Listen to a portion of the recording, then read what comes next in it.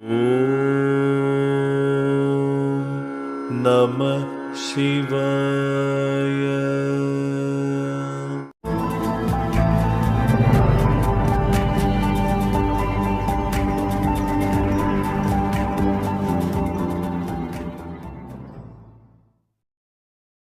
PSP paranormal അതീന്ദ്രിയം എന്ന ചാനലിൻ്റെ പുതിയൊരു സെഗ്മെൻറ്റിലേക്ക് ഏവർക്കും സ്വാഗതം. നമ്മൾ ധാരാളം വീഡിയോകൾ ചെയ്തു കഴിഞ്ഞു, ഒരുപാട് വിഷയങ്ങളെക്കുറിച്ച് നമ്മൾ സംസാരിച്ചു. പക്ഷേ പലപ്പോഴും നമുക്കെല്ലാവർക്കും കീറാമുട്ടിയായി നിൽക്കുന്ന ഒരു വിഷയമാണ് തന്ത്രശാസ്ത്രം എന്ന് പറയുന്നത്. യഥാർത്ഥത്തിൽ ഹൈന്ദവ സങ്കല്പത്തിൽ നമുക്ക് ക്ഷേത്രത്തിൽ പോകണം, അല്ലെങ്കിൽ അവിടെയുള്ള പ്രത്യേകമായിട്ടുള്ള വഴിപാടുകൾ ചെയ്യണം, അങ്ങനെയുള്ള പൂജാവിധികൾ ചെയ്യണം. ഈ പലതിൻ്റെയും ശാസ്ത്രീയത അതെന്താണ് ഉദ്ദേശിക്കുന്നതെന്ന് പലർക്കും അറിയില്ല എന്നുള്ളതാണ് അതിൽ ഏറ്റവും വലിയ കാര്യം. അതുപോലെ തന്നെ പലപ്പോഴും നമ്മൾ പറയാറുണ്ട്, ക്ഷേത്ര ആചാരങ്ങൾ, അതുപോലെ തന്നെ ക്ഷേത്രങ്ങൾ, ഇതെല്ലാം തന്നെ അന്ധവിശ്വാസത്തിൻ്റെ കേന്ദ്രങ്ങളാണ്. പണ്ടേതൊരു മഹാൻ പറഞ്ഞിട്ടുണ്ട്, ഓരോ ക്ഷേത്രവും നശിക്കുമ്പോൾ അത് അത്രയും വലിയ ഒരു പുരോഗമനത്തിലേക്കുള്ള പാതയിലേക്ക് നമ്മൾ പോകുന്നു എന്ന് പറഞ്ഞിട്ടുണ്ട്. പക്ഷേ ഇപ്പോഴും ഈ ഒരു കാലഘട്ടത്തിൽ, സയൻസിൻ്റെയും ടെക്നോളജിയുടെയും ഒരു കാലഘട്ടത്തിൽ നമുക്കറിയാൻ കഴിയുന്നത് ആരാധനാലയങ്ങളുടെ എണ്ണം ഇങ്ങനെ വളരെയേറെ കൂടിക്കൊണ്ടിരിക്കുന്നു. ഇതര ആരാധനാ സമ്പ്രദായങ്ങളിൽ നിന്നും, അതുപോലെ തന്നെ അവരുടേതായ ഈ വിശ്വാസ ക്ഷേത്രങ്ങളിൽ നിന്നും, അല്ലെങ്കിൽ അവരുടേതായ ഈ വിശ്വാസങ്ങളുടെ ഗോപുരങ്ങളിൽ നിന്നും ഈ ഹൈന്ദവ സങ്കല്പത്തിലുള്ള ക്ഷേത്രങ്ങളെന്ന് പറയുന്ന യഥാർത്ഥത്തിൽ ഊർജത്തിൻ്റെ പലതരത്തിലുള്ള വിന്യാസങ്ങളെ സമഗ്രമായിട്ട് പ്രതിപാദിക്കുന്ന ഒരു ശാസ്ത്രത്തിനെ ബേസ് ചെയ്തുള്ളതാണ്. അതുകൊണ്ട് തന്നെ മന്ത്രം അറിയാവുന്ന ആൾ നമുക്കറിയാം പൂജ ചെയ്യുന്നു. എന്നാൽ ഈ പൂജാക്രമങ്ങൾ ചിട്ടപ്പെടുത്തുന്നത്, അതിൻ്റെ ശാസ്ത്രീയത, അതിൻ്റെ സമഗ്രമായിട്ടുള്ള ഒരു സയൻസ് എന്ന് പറയാൻ പറ്റും. ദ സയൻസ് ഓഫ് ടെമ്പിൾസ്, ക്ഷേത്രങ്ങളുമായി ബന്ധപ്പെട്ട, ആരാധനകളുമായി ബന്ധപ്പെട്ട ഒരു ശാസ്ത്രമാണ് യഥാർത്ഥത്തിൽ. സമഗ്രമായ ശാസ്ത്രം തന്നെയാണ്, വളരെ പ്രയാസമായിട്ടുള്ള ഒരു ശാസ്ത്രം തന്നെയാണ് തന്ത്രശാസ്ത്രം. അപ്പോൾ തന്ത്രശാസ്ത്രത്തിൽ നമുക്കറിയാൻ ആഗ്രഹിക്കുന്ന ഒരുപാട് വിഷയങ്ങൾ ഇന്ന് നമ്മളുമായിട്ട് സംസാരിക്കാൻ, തന്ത്രശാസ്ത്രത്തിൽ അങ്ങേയറ്റം ഏറ്റവും ശ്രേഷ്ഠമായ രീതിയിൽ അറിവുകൾ സമ്പാദിച്ച, അതിൻ്റെ ഏറ്റവും ശ്രേഷ്ഠമായ അവസ്ഥയിൽ നിൽക്കുന്ന ഉണ്ണിച്ചേട്ടൻ നമ്മളോടൊപ്പം ഉണ്ട്. അപ്പോൾ എല്ലാവിധ സംശയങ്ങളും, നമുക്കിന്ന് ചോദിക്കാൻ പറ്റുന്ന എല്ലാവിധ സംശയങ്ങളും അദ്ദേഹത്തോട് ചോദിക്കാനായിട്ടാണ് നമ്മളിന്നിവിടെ എത്തിയിട്ടുള്ളത്. അപ്പോൾ അദ്ദേഹത്തിനെ ഏറ്റവും ആദരവോടുകൂടി, ഏറ്റവും സ്നേഹത്തോടു കൂടി നമ്മുടെ ചാനലിലേക്ക് സ്വാഗതം ചെയ്യുകയാണ്. നമസ്കാരം. അപ്പോൾ നമുക്ക് എന്തായാലും ഈ ക്ഷേത്രം എന്നുള്ള വാക്കിൽ നിന്ന് തന്നെ നമുക്ക് തുടങ്ങാം. അപ്പോൾ ക്ഷേത്രങ്ങൾ സാധാരണയായിട്ട് പല അർത്ഥങ്ങൾ പറയാറുണ്ട്. അപ്പോൾ അങ്ങനെ ഊർജത്തിൻ്റെ കേന്ദ്രങ്ങളാണ് എന്നൊക്കെയുള്ള ഒരു പുതിയ വ്യാഖ്യാനം ഇപ്പോൾ വരുന്നുണ്ട്. കുറേയൊക്കെ ആളുകൾ അതിനെക്കുറിച്ച് പഠിക്കുമ്പോഴും മനസ്സിലാവുന്നുണ്ട്, അത് കേവലമായിട്ടുള്ള ഒരു ആരാധനയല്ല, അല്ലെങ്കിൽ കേവലമായിട്ടുള്ള ഒരു ബാലിശമായിട്ടുള്ള അന്ധമായ ഒരു വിശ്വാസമല്ല, ഇതിൻ്റെ പിറകിൽ ശാസ്ത്രമുണ്ട് എന്നൊക്കെയുള്ള വാദങ്ങൾ വരുന്നുണ്ട്. അപ്പോൾ ക്ഷേത്രത്തിനെ, അങ്ങയുടെ സങ്കല്പത്തിൽ എന്താണ് ക്ഷേത്രം, അല്ലെങ്കിൽ ക്ഷേത്രത്തിനെ കുറിച്ചുള്ള ഒരു ധാരണ എന്താണെന്ന് പറയാമോ? ക്ഷേത്ര ശബ്ദത്തിന്റെ നിരുക്തം ക്ഷതാത് ത്രായതേ ഇതി ക്ഷേത്രം എന്ന് തന്നെയാണ്. ക്ഷതത്തിൽ നിന്ന്, നാശങ്ങളിൽ നിന്ന് ത്രാണനം ചെയ്യുന്നതെന്തോ, രക്ഷിക്കുന്നതെന്തോ അത് ക്ഷേത്രം. ഈ ക്ഷേത്ര ശബ്ദത്തിന് അമരകോശകാരൻ കൊടുത്തിരിക്കുന്ന പര്യായങ്ങള് കളത്ര കേദാര സിദ്ധസ്ഥാനയോ എന്നാണ്. കളത്രവും ക്ഷേത്രമാണ്, കേദാരവും ക്ഷേത്രമാണ്, സിദ്ധസ്ഥാനവും ക്ഷേത്രമാണ്. കളത്രം എന്നാൽ സ്പൗസ്. അപ്പോ ഉത്തമ കളത്രമാണെങ്കിൽ സ്വന്തം സ്പൗസിനെ എല്ലാ നാശങ്ങളിൽ നിന്നും രക്ഷിക്കും. അപ്പൊ അത് ഒരു ഭാഗം. പിന്നെ കേദാരം, വയല് രണ്ടാമത്തെ ക്ഷേത്ര ശബ്ദം കൊണ്ട് സൂചിപ്പിക്കപ്പെടുന്ന സ്ഥലം. അതായത് അന്നദൗർലഭ്യം എന്ന മഹാഭയത്തിൽ നിന്നും രക്ഷിക്കുകൊണ്ട് വയലും ക്ഷേത്രമാണ്. മൂന്നാമത്തെ സ്ഥാനമാണ് സിദ്ധസ്ഥാനം, മഹർഷിമാർ വസിക്കുന്ന സ്ഥലം എന്നർത്ഥം. അപ്പം നമ്മൾ അമ്പലങ്ങളെ ക്ഷേത്രം എന്നുള്ള പദം കൊണ്ട് വ്യവഹരിക്കുന്നത് മഹർഷി വസിക്കുന്ന സ്ഥലം എന്ന അർത്ഥത്തിലാണ്. അപ്പോ ഒരു ക്ഷേത്രം എന്നാൽ ഒരു മഹർഷിയാണ്, ഒരു ഗുരുനാഥനാണ്, അല്ലെങ്കിൽ ഗുരുനാഥയാണ് ദേവീക്ഷേത്രമാണെങ്കിൽ. സ്ഥൂല സൂക്ഷ്മ കാരണദേഹങ്ങളോടുകൂടിയ ഒരു ഗുരുനാഥന്റെ, സിദ്ധനായ ഗുരുനാഥന്റെ സന്നിധിയാണ് ഒരു ക്ഷേത്രം. അപ്പൊ അവിടെ നടക്കുന്ന പൂജകൾ ആ മഹർഷിയുടെ നിത്യോപാസനകളാണ്. അപ്പോ ഈ ഒരു ഭക്തൻ ആ ക്ഷേത്രത്തിലെ പൂജകളിൽ ഭാഗഭാക്കാവുമ്പോൾ ആ മഹർഷീശ്വരന്റെ നിത്യോപാസനയില്, നിത്യമായ മഹോപാസനയിൽ ഭാഗഭാക്കാവുകയാണ് ചെയ്യുന്നത്. അപ്പൊ നേരിട്ട് മഹോപാസനകൾക്ക് ചെയ്യാൻ അറിവോ പരിചയമോ ഇല്ലാത്ത, അവസരമോ കുറവുള്ള ഒരാൾക്ക് മഹോപാസനകളിൽ ഭാഗഭാക്കാകാനുള്ള ഭാഗ്യമാണ് ഉം. ക്ഷേത്രത്തിൽ പൂജകൾ കഴിപ്പിക്കൽ വഴി ഉണ്ടാവുന്നത്. ഉണ്ടാകുന്നത്. അതെ, അതെ, അതെ. ഇപ്പോൾ ക്ഷേത്രം എന്നുള്ളത് ഒന്നാമതായിട്ട് മനസ്സിലാക്കേണ്ടത്, ഉം. ക്ഷേത്രദേവന്റെ സ്ഥൂലദേഹമാണ് അവിടുത്തെ നാലമ്പലം, കൊടിമരം, അകമ്മതില്, പുറംമതില്, ഉം. ബലിക്കൽപ്പുര, ഉം. തടപ്പള്ളി, മുഖമണ്ഡപം, ഉം. ശ്രീകോവിൽ ഇത്യാദി അവയവങ്ങളെല്ലാം ക്ഷേത്രദേവന്റെ ഉം. ശരി. സ്ഥൂലദേഹത്തിന്റെ അവയവങ്ങൾ, അവയവങ്ങൾ. സോളിഡ് ബോഡിയുടെ അവയവങ്ങളാണ്. ഉം. ഉം. ഉം. ഉം. ഗർഭഗ്രഹം ശിരപ്രോക്ത എന്നുള്ള ശ്ലോകങ്ങളൊക്കെ ഉം. ഉം. വിശദമായിട്ട് പറയുന്നുണ്ട്. ഉം. ഗർഭഗ്രഹം ശിരസാണ്, ഉം. കഴുത്താണ് മുഖമണ്ഡപം, ഉം. നാലമ്പലം കൈകളാണ്, കൊടിമരം നട്ടെല്ലാണ്, അരക്കെട്ടാണ് വലിയ ബലിക്കൽപ്പുര, ഉം. ഗോപുരം പാദങ്ങളാണ്. ഉം. അപ്പൊ ഇങ്ങനെ മൾട്ടി ഡയമെൻഷണൽ ആയതുകൊണ്ട് ഇങ്ങനെ മുറിഞ്ഞു കിടക്കുന്നു എന്നുള്ളതേ ഉള്ളൂ. ഉം. ഉം. ഉം. ഉം. ഉം. ഉം. ഇപ്പോ ഒറ്റ സ്ട്രെച്ചിനല്ലാതെ ഉം. ഉം. മുറിഞ്ഞു കിടക്കാനേ തരവുള്ളൂ എന്നുള്ളതുകൊണ്ട് അങ്ങനെ കിടക്കുന്നു. ഉം. ഉം. ഉം. അപ്പൊ ഇത് സ്ഥൂലദേഹമാണ്. ഈ പുറമേക്കുള്ള ഈ എടുപ്പുകൾ, ഉം. ഉം. ശ്രീകോവിലിന്റെ പ്രതിഷ്ഠയുടെ നേരെ താഴോട്ടുള്ള ഷഡാധാര പ്രതിഷ്ഠ ഭഗവാന്റെ സൂക്ഷ്മദേഹമാണ്, ഉം. ഉം. ഉം. ഉം. സൂക്ഷ്മദേഹ പ്രതീകമാണ്. ഉം. ഉം. ഉം. വിഗ്രഹം അവിടുത്തെ കാരണദേഹം അഥവാ ജീവനും. ഉം. ഉം. ഉം. ഇങ്ങനെ സ്ഥൂല സൂക്ഷ്മ കാരണങ്ങളോടുകൂടി ഒരു സിദ്ധൻ അല്ലെ സിദ്ധ ആണ് ഒരു ക്ഷേത്രം. ഉം. ഉം. ഉം. ഉം. ഉം. അപ്പോൾ ഇതിനകത്ത് തന്നെ നമ്മുടെ ഈ കൊടിമരം എന്ന് പറയുന്ന സങ്കല്പം യഥാർത്ഥത്തിൽ പിന്നെ അവിടുത്തെ ആ ഊർജം അല്ലെങ്കിൽ ആ പ്രാണൻ സഞ്ചരിക്കുന്ന സുഷുമ്നയാണെന്നും ആ നാടിന്റെ സുഷുമ്നയാണെന്നും അതിന്റെ ഒരു നട്ടലാണെന്നും ഒക്കെ ഇടയ്ക്ക് ഇങ്ങനെ പറയാറുണ്ട്. അപ്പോൾ അതുകൊണ്ട് ഉത്സവ സമയത്ത് ആ. ഈ കൊടി ഉയർത്തുന്നത് തന്നെ യഥാർത്ഥത്തിൽ ഈ പ്രാണശക്തിയെ ഉയർത്തുന്നതാണെന്നുള്ളൊരു സങ്കല്പം കൂടി കേട്ടിട്ടുണ്ട്. ആ. അതൊന്ന് വിശദമാക്കാം. കൊടിമരം എന്നത് അവിടെ പ്രതിഷ്ഠിക്കപ്പെട്ടിരിക്കുന്ന മഹർഷീശ്വരന്റെ നട്ടലാണ്, സ്ഥൂലദേഹത്തില്. ഉം. ഉം. ഉം. ഉം. അപ്പൊ സ്വാഭാവികമായിട്ടും സ്ഥൂലദേഹത്തിലെ നട്ടലിനൊപ്പമാണ് സൂക്ഷ്മദേഹത്തിലെ ഇടപിംഗള സുഷുമ്നകളും ഷഡാധാരങ്ങൾക്കും ഉം. ഉപരിയായിട്ട് സ്ഥാനവും വരുന്നത്. ഉം. ഉം. ഉം. ഉം. ഇപ്പൊ മൂലാധാരസ്ഥിതമായ കുണ്ഡലിനിയെ ഉം. ഗുരുനാഥനായ തന്ത്രി ഉം. തുരീയാവസ്ഥയിലേക്ക്, സഹസ്രാവസ്ഥയിലേക്ക് ഈ ശിഷ്യനായ ദേവനെ കൊണ്ട് ധ്യാനിപ്പിക്കുന്ന മഹോപാസനയാകുന്ന മഹാക്രിയയാണ് കൊടിയേറ്റ്. ഉം. ഉം. ഉം. ഉം. അപ്പം കൊടിയേറ്റ് തൊഴുതാൽ ആറാട്ടം തൊഴണം എന്ന് പറയുന്നത്, അപ്പം അവിടെ ചുറ്റിനും നിൽക്കുന്ന ഭക്തന്മാർക്ക് എല്ലാവർക്കും ലേശമാത്രയിൽ ഈ അനുഭൂതി ഉള്ളിൽ സംഭവിക്കുന്നുണ്ട്, അറിഞ്ഞാലും അറിഞ്ഞില്ലെങ്കിലും. അതെ, അതെ. അപ്പോൾ കൊടിയിറക്ക് എന്ന് പറയുന്നത് ധ്യാനത്തിന് ശേഷം ഉള്ള അമൃതവർഷം ആകുന്ന ആറാട്ടിന് ശേഷം കുണ്ഡലിനിയുടെ പ്രതീകമാണ്. അതെ, അതെ, അതെ. ആ തിരിച്ച് മൂലാധാരത്തിലേക്ക് കുണ്ഡലിനിയെ ധ്യാനിക്കുന്ന പ്രക്രിയയാണ് കൊടിയിറക്ക. അതുകൊണ്ടാണ് കൊടിയേറ്റ് തൊഴുതാൽ കൊടിയിറക്കും തൊഴണം എന്ന് പറയുന്നത്. ശാന്തിയിലേക്ക് വീണ്ടും നമ്മൾ അതെ അതെ അതെ. അതാണ് കൊടിമരം ഉത്സവം. ഉത്സവം എന്നുള്ള പദത്തിനർത്ഥം തന്നെ ആനന്ദത്തിനെ ഉണ്ടാക്കുന്നത്, മുകളിലേട്ടുള്ള ഒഴുക്ക്. ഉത്സവം ഒഴുക്ക്, ആനന്ദത്തിനെ മുകളിലേക്കുള്ള ഒഴുക്ക്. സവം എന്നുള്ള പദം ഒഴുക്ക്. പ്രസവം പ്രകർഷേണയുള്ള സവം, ആനന്ദത്തോടു കൂടിയുള്ള ഒഴുക്ക് പ്രസവം. അപ്പൊ ഉത്സവം മുകളിലേക്കുള്ള ഒഴുക്ക് എന്നാണ് പദത്തിനർത്ഥം. പ്രസവത്തിന് അങ്ങനെ ഒരു അർത്ഥം ഉണ്ടല്ലോ, പക്ഷെ വളരെ വേദനയോട് കൂടിയാണ്. അല്ല, പ്രകർഷേണ അല്ല, കുഞ്ഞു വരികയല്ലേ, പ്രജ വരികയല്ലേ. അപ്പം അതാണ് കൊടിമരത്തിന്റെ ഗൗരവം. അപ്പൊ സാമാന്യ സാധന വിട്ടിട്ട് ക്ഷേത്രദേഹമാകുന്ന സിദ്ധസാധകൻ മഹാസാധനയെ ചെയ്യുന്നതാണ് കൊടിയേറ്റ്. അതും ഗുരുനാഥനായ തന്ത്രിയുടെ സാന്നിധ്യത്തിൽ, തന്ത്രിയാൽ പ്രേരിതനായിട്ട്. അതെ, അതെ, അതെ, അതെ.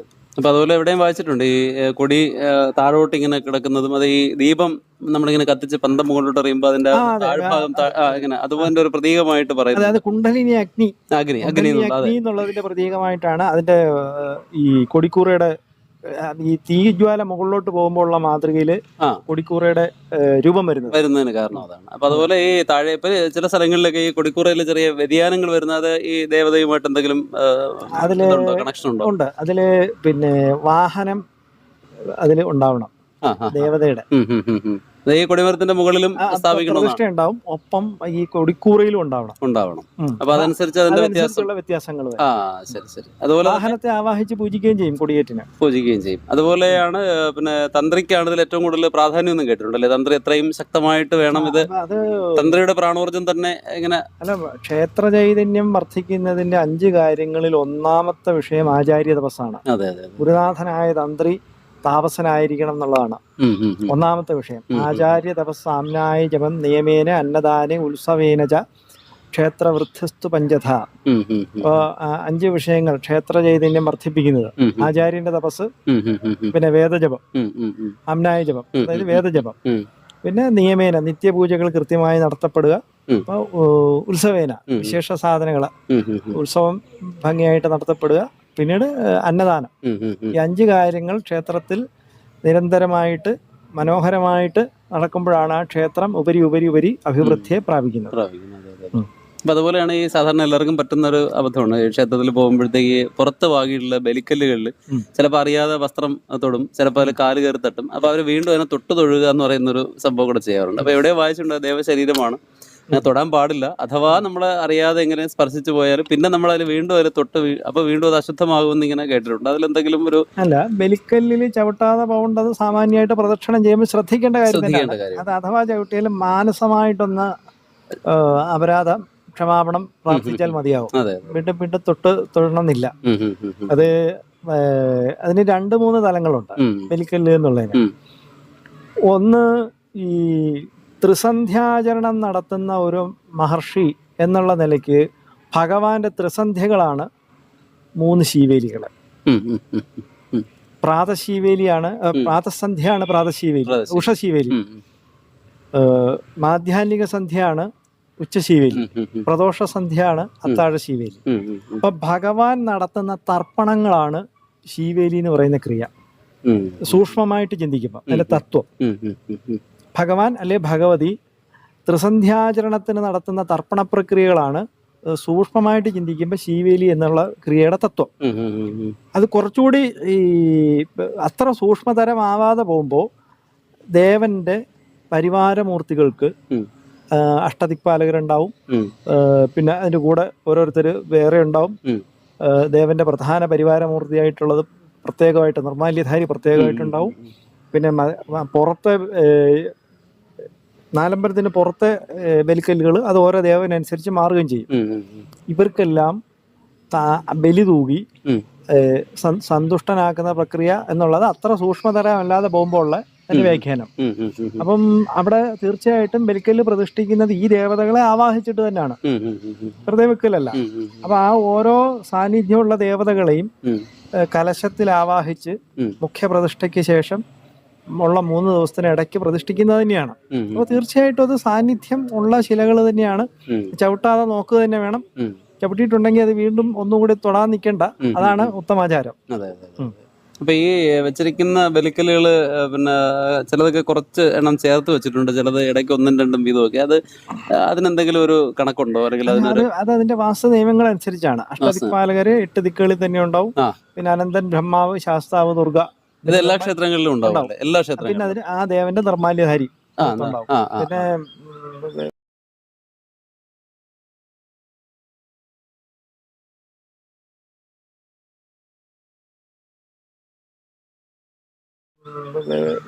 അപ്പൊ ഈ നിർമ്മാല്യധാരി കൊണ്ട് എന്താണ് ഉദ്ദേശിക്കുന്നത്? ചില ക്ഷേത്രങ്ങളിൽ ഇങ്ങനെ പേരെഴുതി വെച്ചിട്ടുണ്ട്, നിർമ്മാല്യധാരി എന്ന് പേരെഴുതി വെച്ചിട്ടുണ്ട്. എന്താണ് അതുകൊണ്ട് ഉദ്ദേശിക്കുന്നത്? നിർമാല്യധാരി എന്നുള്ളത് കൊണ്ട് ഉദ്ദേശിക്കുന്നത് ദേവന്റെ ഏറ്റവും പ്രധാന പരിവാരമൂർത്തി എന്നുള്ളതാണ്. ഓ. നിർമാല്യധാരി എന്നുള്ളതിന് ശേഷഭോഗി എന്ന് വേറൊരു പേര് കൂടെ ഉണ്ട് അദ്ദേഹത്തിന്. ആ, ആ, ആ, ആ. ഭഗവാന്റെ ഉച്ഛിഷ്ടം ആ, ആ, ആ. ഇതിന്റെ എല്ലാം അവകാശം ആ, ആ, ആ. നിർമാല്യധാരിക്കാണ്. ഉച്ഛിഷ്ടം എന്നുള്ള പദം ആ, ആ. പ്രത്യേകം ശ്രദ്ധിക്കണം. ഉം. ഉത്കർഷേണ ശിഷ്ടം ഇതി ഉച്ഛിഷ്ടം എന്നാണ് പദത്തിന്റെ നിരുക്തം. ആ, ആ, ആ, ആ. നല്ലതായിട്ട് ബാക്കിയാവുന്നതിന്റെ പേരാണ് ഉച്ഛിഷ്ടം. ഓ, ശരി, ശരി, ശരി. പക്ഷെ നമ്മളിപ്പോ അതിനെ പറഞ്ഞ് അതാ ഞാൻ ഭഗവാന്റെ ഉച്ഛിഷ്ടം, ഭഗവാന്റെ ബാക്കി മാത്രമേ ഉച്ഛിഷ്ടം ആവുള്ളൂ. ഉം, ഉം, ഉം, ഉം. ഉത്കർഷേണ ശിഷ്ടം എന്നാണ് അതിന്റെ പദത്തിന്റെ നിരുക്തം. ഉച്ഛിഷ്ട ഗണപതി എന്നൊരു ധ്യാനം ഗണപതി ഭഗവാനുണ്ട്.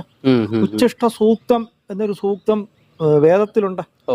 ഉച്ഛിഷ്ടൻ ഒരു ദേവത വേദത്തിൽ പരാമർശിക്കപ്പെടുന്നുണ്ട്. ആ. അപ്പം ഭഗവാന്റെ ഉച്ഛിഷ്ടത്തിന്റെ അവകാശിയാണ് അദ്ദേഹം. ഉം, ഉം, ഉം, ഉം. ശേഷഭോഗി എന്നാണ് നിർമാല്യധാരിയുടെ മറ്റൊരു വിളിപ്പേര്. വെളിപ്പേര് തന്നെ അങ്ങനെ. അതെ, അതെ. ആ, ആ, ആ. അപ്പൊ ഭഗവാന്റെ ഏറ്റവും അടുത്ത് ഇടപെടുന്ന മെയിൻ PA ഉം, ഉം, ഉം. ആണ് അദ്ദേഹം. ഉം, ഉം, ഉം, ഉം. അപ്പൊ അതുപോലെയാണ് ഈ വലിയ ബലിക്കല്ല്. അപ്പൊ പലപ്പോഴും ഇങ്ങനെ ചിലയിടത്ത് വായിച്ചിട്ടുണ്ട്, അതായത് നമ്മുടെ ക്ഷേത്ര സങ്കല്പം എന്ന് പറഞ്ഞാൽ വളരെ വിശാലമായ കോമ്പൗണ്ട് കാണും, പക്ഷെ ക്ഷേത്രം വളരെ ഇടുങ്ങിയതാണ്, ആളുകൾക്ക് അകത്തോട്ട് കയറാൻ പറ്റില്ല. എന്നാൽ ഇതര മതസ്ഥരുടേത് വളരെ വിശാലമായിട്ടുള്ള പഗോഡകളും പള്ളികളും മോസ്കുകളും ഒക്കെയാണ്. അപ്പൊ അത് മാത്രമല്ല, അതിനകത്തോട്ട് കയറാൻ വലിയ പ്രയാസമാണ്. ഇങ്ങനെ ഒരു ഇടുങ്ങിയ വാതില്, തലകുനിച്ച് കയറണം. പക്ഷെ അതിനെല്ലാം ഇതായിട്ടൊരു വലിയ ബലിക്കല്ല് അവിടെ ഇങ്ങനെ സ്ഥാപിച്ചിട്ടുണ്ട്. അപ്പോൾ ഇടയ്ക്ക് വായിച്ചു, ഈ വിഗ്രഹത്തിൽ നിന്ന് ഇങ്ങനെ പ്രസരിക്കുന്ന അതിശക്തമായുള്ള ചൈതന്യത്തെ തടഞ്ഞു നിർത്താൻ വേണ്ടി കൂടെയാണ് അത് അവിടെ വെച്ചിട്ടുള്ളതെന്ന് പറയുന്നു. അങ്ങനെ അതിലെന്തെങ്കിലും ഒരു അല്ല, ശാസ്ത്രീയത ഭഗവാന്റെ അരക്കെട്ടിന്റെ സ്ഥാനത്താണ് വലിയ ബലിക്കല്ല് വരിക. വരിക? അല്ലാതെ വിശേഷിച്ചൊന്നും തടയാൻ വേണ്ടിയിട്ടുള്ള ഭാഗമല്ലത്. ഈ ഭഗവാന്റെ മൂലാധാര സ്ഥാനം എന്നുള്ളതാണ് വലിയ ബലിക്കല്ല് ഗൗരവം. കാര്യം വലിയ ബലിക്കല്ല് പല വലിപ്പത്തിൽ തന്നെ വരാറുണ്ടല്ലോ. ചിലയിടത്തേ ഉള്ളൂ ഭഗവത് പ്രതിഷ്ഠയ്ക്ക് എതിരെ ഉയർന്നു നിൽക്കുന്ന തരത്തിൽ വരുന്നത്. ഗുരുവായൂർ വലിയ ബലിക്കല്ല് തീരെ താഴെയല്ലേ. അത് ഏറ്റുമാനൂരപ്പന്റെ ഒക്കെ വളരെ വലുതാണ്. അത് അവിടുത്തെ വാസ്തു സംബന്ധമായ വിഷയങ്ങൾ അനുസരിച്ച് അത് മാറുന്നതാണ് അതിന്റെ വലിപ്പം. എവിടെയോ വായിച്ചു ഇങ്ങനെ ഇത് ഇങ്ങനെ പ്രസരിച്ച് വെളിയിലേക്ക് പോകാതിരിക്കാൻ വേണ്ടി ഒരു മറ്റു മതങ്ങളിലെ പ്രാർത്ഥനാ സ്ഥലങ്ങൾ ഒരു പ്രാർത്ഥനാ ഹാളിന്റെ ഗൗരവമേ. ക്ഷേത്രം എന്ന് വെച്ചാൽ അങ്ങനെയല്ല, സ്ഥൂല സൂക്ഷ്മ കാരണ ദേഹങ്ങളെ കൃത്യമായി സമന്വയിപ്പിച്ചിരിക്കുന്ന ഒരു മഹർഷീശ്വര ദേഹമാണ് ക്ഷേത്രം. അപ്പം ആ ഒരു ഗൗരവം ഉള്ളതുകൊണ്ടാണ് ഇങ്ങനെ പല നിർമ്മിതികൾ അവിടെ വേണ്ടി വരുന്നതും അത്ര സ്വാതന്ത്ര്യത്തിൽ അത് പണിഞ്ഞു വെക്കാൻ പറ്റാത്തത്.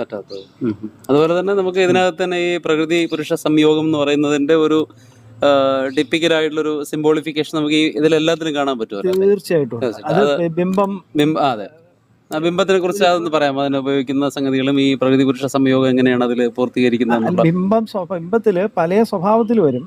ഇപ്പൊ സാമാന്യമായിട്ട് ഒരു വാളും പീഠവും വെച്ച് പൂജിക്കാം. ഒരു അത് ദേവതാ പൂജന ഉപാധികളായിട്ട് വരുന്ന ബിംബങ്ങള് പലതരത്തിൽ വരാം. ചിത്രം വെച്ചും പൂജിക്കാം. ചിത്രം തന്നെ മറ്റേ കരിക്കകത്ത് രക്തയാമിന്റെ ആ അടുത്തടുത്ത നടകളിൽ ചിത്രം മാത്രമല്ലേ ഉള്ളൂ. ശ്രീകോവിലില് ചിത്രവും ഒരു ബിംബമാണ്. ഒഴുകുശില ഒരു ബിംബമാണ്. ഒഴുകുശില എന്ന് വെച്ചാൽ നദിയിൽ നിന്ന് എടുക്കുന്ന വിശേഷിച്ച് രൂപഭാഗങ്ങളൊന്നും ഇല്ലാത്ത ഒരു ശില. ഒഴുകുശില ഒരു ബിംബമാണ്. ഒരുപാട് ക്ഷേത്രങ്ങളിൽ ഒഴുകുശില പ്രതിഷ്ഠയുണ്ട്. നാരായണ ഗുരുദേവൻ ഒരുപാട് സ്ഥലങ്ങളിൽ ഒഴുകുശില അരുപ്പുറത്തെ ഒഴുകുശിലയാണ്. അപ്പോൾ ഒഴുകുശില ഒരു ബിംബമാണ്. പിന്നല്ലാതെ കണ്ട് ഈ ആയുധ സ്വഭാവത്തിൽ ആദ്യം പറഞ്ഞത് അത് ബിംബമാണ്. ഇങ്ങനെയൊക്കെയുള്ളത് ബിംബ രൂപത്തില. പിന്നെ യന്ത്രം, ശാക്തേയത്തിൽ യന്ത്രം പ്രധാന ബിംബമാണ്. ശ്രീചക്രം പ്രസിദ്ധമായ അതിലോട്ട് വരുന്നുണ്ട്. അപ്പം യന്ത്രം ഒരു ബിംബമാണ്. പിന്നല്ലാതെ ശിവലിംഗം, ശിവനെ സംബന്ധിച്ച് ശൈവമായ ഉപാസനാക്രമങ്ങളിൽ ശിവലിംഗം മുഖ്യബിംബമാണ്.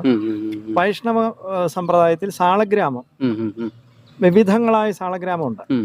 14 തരത്തിൽ സാളഗ്രാമമുണ്ട്. അപ്പൊ അത് ലക്ഷ്മി നാരായണം, ലക്ഷ്മി വാസുദേവം, ലക്ഷ്മി നരസിംഹം, ജനാർദ്ദനം, ഗോവിന്ദം, മാധവം, അങ്ങനെ പലതരത്തിലുള്ള സാളഗ്രാമ ലക്ഷണം എന്നൊരു ഗ്രന്ഥമുണ്ട്. അപ്പൊ ആ ഗ്രന്ഥത്തിൽ ഈ 14 തരം സാളഗ്രാമങ്ങളെയും വളരെ വിശദമായിട്ട് വ്യവച്ഛേദിച്ച് പറയുന്നുണ്ട്. അപ്പം അതെല്ലാം ബിംബങ്ങളാണ്.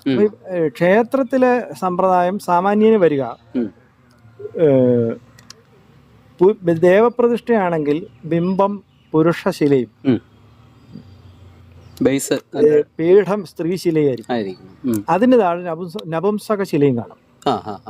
ഷടാധാര പ്രതിഷ്ഠയുടെ ഭാഗമായിട്ട്. അതുകൊണ്ട് ഉദ്ദേശിക്കുന്നത് ആജ്ഞാസ്ഥാനമാണ് നപുംസക ശില. അല്ല, ആ ശിലയുടെ പ്രത്യേകത എന്താണ്? അങ്ങനെയുള്ള ഏതാണ് ഈ നപുംസക ശില എന്ന് പറയുന്നത്? ഈ സ്ത്രീ പുരുഷ ലക്ഷണങ്ങള് ഒന്നും തികയാത്തത്. സ്ത്രീശില എന്ന് പറയുമ്പോൾ വളരെ മൃദുവായതും തട്ടിയാൽ തീപാറാത്തതും, അത് പറയുന്നത് സ്ത്രീയുടെ അടിവയറ്റിൽ തഴുകും പോലെ മൃദുവായിരിക്കും സ്ത്രീ ശിലയിലും തഴുകുമ്പോഴെന്നാണ്. പുരുഷശില രൗദ്രമായ ശബ്ദം ഉണ്ടാകുന്നതും തട്ടിയാൽ തീ പാറുന്നതും കടുപ്പം വളരെ ഉള്ളതും ആയിട്ടുള്ളതായിരിക്കും പുരുഷശില. ഈ ലക്ഷണങ്ങൾ മിശ്രമായിട്ട് വരുന്നതാണ് നപുംസകശില. അപ്പൊ ഈ പ്രധാന ബിംബം എന്ന് പറയുന്നത് സ്ത്രീശിലയിലും കൊത്താറുണ്ടോ? ദേവിയാണെങ്കിൽ ബിംബം സ്ത്രീശിലയിലും പീഠം പുരുഷശിലയിലും. അതിന്റെ താഴെ അത് നപുംസകശില എപ്പോഴും അതിന്റെ താഴെ. എന്താണ് അതുകൊണ്ടുള്ള ഉദ്ദേശം? ന്യൂട്രലൈസ് ചെയ്യാന്നുള്ള? അല്ല, അത് ഷടാധാര പ്രതിഷ്ഠയുടെ ഭാഗമായിട്ട് വരുന്ന ഭാഗമാണത്. അതായത് ഏറ്റവും താഴെ അറ്റത്ത് ഒരു ചതുരശില ഉണ്ടാവും, മൂലാധാര പ്രതീകമായിട്ട്. അതിന്റെ മധ്യത്ത് വിത്ത്, നെൽവിത്ത് പ്രതിഷ്ഠിക്കും, സ്വാധിഷ്ഠാന പ്രതീകമാണ്. അതിനു മുകളില് നിധികുംഭം പ്രതിഷ്ഠിക്കും, അത് മണിപൂരകം. അതിനു മുകളിൽ 3 കൂർമ്മത്തെ പ്രതിഷ്ഠിക്കും, അത് അനാഹതം. അതിനു മുകളിൽ ഒരു ചെമ്പുകുഴൽ പ്രതിഷ്ഠിക്കും, അത് വിശുദ്ധി. അതിന് മുകളിലാണ് നപുംസകശില പ്രതിഷ്ഠിക്കുന്നത്. അത് ആജ്ഞാചക്രത്തിന്റെ പ്രതീകമാണ്. അല്ല, അത് തമ്മിലുള്ള ഒരു കോറിലേഷൻ എന്താണ് ഈ ആജ്ഞയും നപുംസക ശിലയും തമ്മിൽ? വിശേഷിച്ച് സ്ത്രീ പുരുഷ ഭേദങ്ങൾ അവസാനിച്ച് കഴിയുന്ന അവസാനിച്ചു. അതെ അതെ. അതുകൊണ്ടാണ് അവിടെ നമ്മുടെ ഈ ദൈവസങ്കല്പങ്ങളിലും അങ്ങനെ ഒരു ഇത് വരുന്നുണ്ടല്ലോ, ആ ഒരു സ്റ്റേജ്, അതായത് ഈ ഒരാളുടെ ഉള്ളിലുള്ള പുരുഷഭാവവും സ്ത്രീഭാവവും കൂടെ ഒരുമിച്ച് വരുന്ന അതിന്റെ ഒരു പ്രതീകമായിട്ടാണ്. അതെ, അല്ല അതുകൊണ്ടും കൂടിയിട്ടാണ് നമ്മൾ ഈ ഹിജഡ സ്വഭാവ ആളുകൾക്ക് ബഹുമാനം ഭാരതത്തിൽ കൊടുത്തിരുന്നത്. അർദ്ധനാരീശ്വര സങ്കല്പത്തിന്റെ സങ്കല്പത്തിന്റെ പ്രതീകമായിട്ടാണ് അവരെ ബഹുമാനിച്ചത്. വേറെയുള്ള ലോകത്ത് എവിടെയും അങ്ങനൊരു സ്ത്രീത്വമുള്ള പുരുഷനെയോ പുരുഷത്വമുള്ള സ്ത്രീയെ നിന്ദ്യരായിട്ട് കാണുമ്പോൾ ഭാരതത്തിൽ മാത്രം ഒരു പൂജ്യരാണ്. അല്ല, ഇപ്പൊ ഈ വിവാഹം കഴിക്കാത്ത പല ആളുകളോടും ആളുകൾ ചോദിക്കാറുണ്ട്, പിന്നെ പുരുഷന്റെ പൂർണ്ണതയ്ക്ക് ഒരു സ്ത്രീ വേണം എന്ന് പറയുന്നുണ്ട്. അപ്പോഴേ ഞാൻ കുറെ ആള് ആലോചിച്ച് നോക്കിയിട്ട് അവസാനം ഇങ്ങനെ ഒരു ഉത്തരത്തിലാണ് ഞാനും ഇപ്പൊ എത്തിച്ചത്. അതായത് നമ്മുടെ ഉള്ളില് പുരുഷനും ഉണ്ട് സ്ത്രീയും ഉണ്ട്, ഇന്നും യാനും എന്ന് പറയുന്ന പോലെ രണ്ട് ദ്വന്ദ്വങ്ങളുണ്ട്. അപ്പൊ അതിന്റെ പൂർണ്ണത എന്നുള്ള അർത്ഥത്തിലായിരിക്കും അവരത് ഉദ്ദേശിച്ചത്. അതായത് ഇപ്പൊ പുരുഷനായിരിക്കുന്ന ഒരാൾ അദ്ദേഹത്തിന്റെ ഉള്ളിൽ തന്നെയുള്ള സ്ത്രീഭാവം കൂടി, അതായത് പുരുഷൻ എന്ന് പറയുമ്പോഴത്തേക്ക് അത് ക്രിയേറ്റ് ചെയ്യുക അല്ലെങ്കിൽ നിർമ്മിക്കുക എന്നുള്ളൊരു അർത്ഥവും, സ്ത്രീ എന്ന് പറയുമ്പോൾ സ്വീകരിക്കുക എന്ന് പറയുന്ന receptive energy and productive energy. അപ്പോൾ അതിൻ്റെ ഒരു ടോട്ടാലിറ്റിയാണ് ഈ പറയുന്ന പിന്നെ അർദ്ധനാരീശ്വര സങ്കല്പം. ഇപ്പോൾ ഭഗവാൻ ശ്രീകൃഷ്ണനെ എടുത്തു നോക്കിയാൽ അറിയാം, നർത്തനം ചെയ്യുന്ന ആളാണ്, സ്ത്രൈണത ഉള്ള ആളാണ്. പക്ഷെ ആ സ്ത്രൈണത നമ്മൾ ഈ പറയുന്ന ഒരു ട്രാൻസ്ജെൻഡർ എന്ന് പറയുന്ന വിഭാഗത്തിൻ്റെതല്ല. അത് ശാസ്ത്രത്തിൽ അത്തരം ദേവതകൾ പലരും ഉണ്ട്. വാഞ്ചാകൽപ്പലത എന്ന് പറഞ്ഞിട്ട് ഗണപതി ഭഗവാന്റെ ഒരു സ്ത്രീ രൂപമുണ്ട്. അയ്യോ, അത് അത്ഭുതമാണ്, ആദ്യമായിട്ട് കേൾക്കുകയാണ്. ലളിതാ ത്രിപുര സുന്ദരി ലയിച്ച സ്ത്രീ ശരീരവും ഗജമുഖമുള്ള ഗണപതി ഭഗവാൻ, സാരി കൊടുത്ത ഗണപതി. അത് അങ്ങനെ പ്രതിഷ്ഠ എവിടെയെങ്കിലും? പ്രതിഷ്ഠയായിട്ടില്ല, ഉപാസനകളിലുണ്ട്. എന്റെ ഒരു ചോദ്യം ഗണപതിയിലേക്ക് വരുന്നുണ്ട്, എങ്കിലും ഇതൊരു വലിയ ഒരു അറിവാണ്. അത് ഒന്ന് പറയാമോ അതിനെ കുറിച്ച് കുറച്ചൊന്ന് വിശദമാക്കി? അത് എന്റെ സൂക്ഷ്മ വിശദാംശങ്ങൾ തന്ത്രത്തിലെ ഉപാസന. ഈ മിശ്രദേവത, മിശ്രമൂർത്തി കൽപ്പം എന്ന് വിശേഷമായിട്ടൊരു ഭാഗമുണ്ട് തന്ത്രത്തില്. അപ്പം അതിൽപ്പെട്ടതാണ് ശങ്കരനാരായണ സ്വാമി. അപ്പം ശങ്കരനാരായണ സ്വാമി പോലെ തന്നെ ശ്രീകൃഷ്ണനും ലളിതയും ലയിച്ച രണ്ട് രൂപങ്ങളുണ്ട്, ഗോപാലസുന്ദരിയും സുന്ദരി ഗോപാലവും. ഈ ഗോപാലസുന്ദരി എന്നുള്ളതിന്റെ ഹിന്ദിയാണ് ലാൽ കൃഷ്ണ. ലാൽ കൃഷ്ണ അദ്വാനി, അദ്ദേഹത്തിന്റെ പേര് വാസ്തവത്തിൽ ഈ കൃഷ്ണന്റെ പേരാ, ചുവന്ന കൃഷ്ണൻ. അതായത് ഗോപാലസുന്ദരി ഭഗവാൻ ദേഹം ചുവന്നിട്ട് ലളിതാ ഭഗവതിയുടെ 4 ആയുധങ്ങളോടും കൂടി പുരുഷരൂപത്തിൽ നിൽക്കുന്ന, ബാക്കി വൈഷ്ണവായുധങ്ങൾ ആയുധങ്ങളോടും കൂടി പുരുഷരൂപത്തിൽ നിൽക്കുന്ന ഭഗവാനാണ് ഗോപാലസുന്ദരി. ഇത് കുറച്ചുകൂടി ഈ സങ്കല്പത്തിൽ ഒരു 60 കൃഷ്ണഭാവത്തിനാണ്, 60% കൃഷ്ണഭാവത്തിന് മുൻതൂക്കം, 40% ദേവീഭാവത്തിനാണ് സാന്നിധ്യം ഉണ്ട്. അതേസമയം സുന്ദരി ഗോപാലം എന്നൊരു ഉപാസനയുണ്ട്. ഈ ഗോപാല സുന്ദരി ഭഗവാന്റെ ഉപാസകനായിരുന്നു വില്ലുമംഗലം സ്വാമി. അത് ശ്രീകൃഷ്ണ കർണാമൃതം ഈ ഭഗവാന്റെ സ്തുതിയാണ്. ശരി.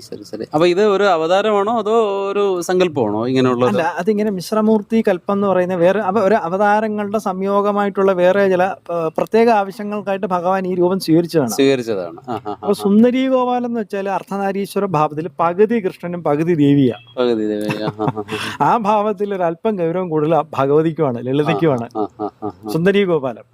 അപ്പൊ അങ്ങനെ വാസ്തവത്തിൽ പലരും അർദ്ധനാരീശ്വരനെ മാത്രമാണ് ഞാൻ അതാണ് പറയാൻ വന്നത്. നമ്മുടെ ഈ ഒരു സങ്കല്പത്തെ അത് മാത്രമേ പറയുന്നുള്ളൂ. ഞാനതുകൊണ്ട് കൃഷ്ണനോട് എടുത്തു പറഞ്ഞു.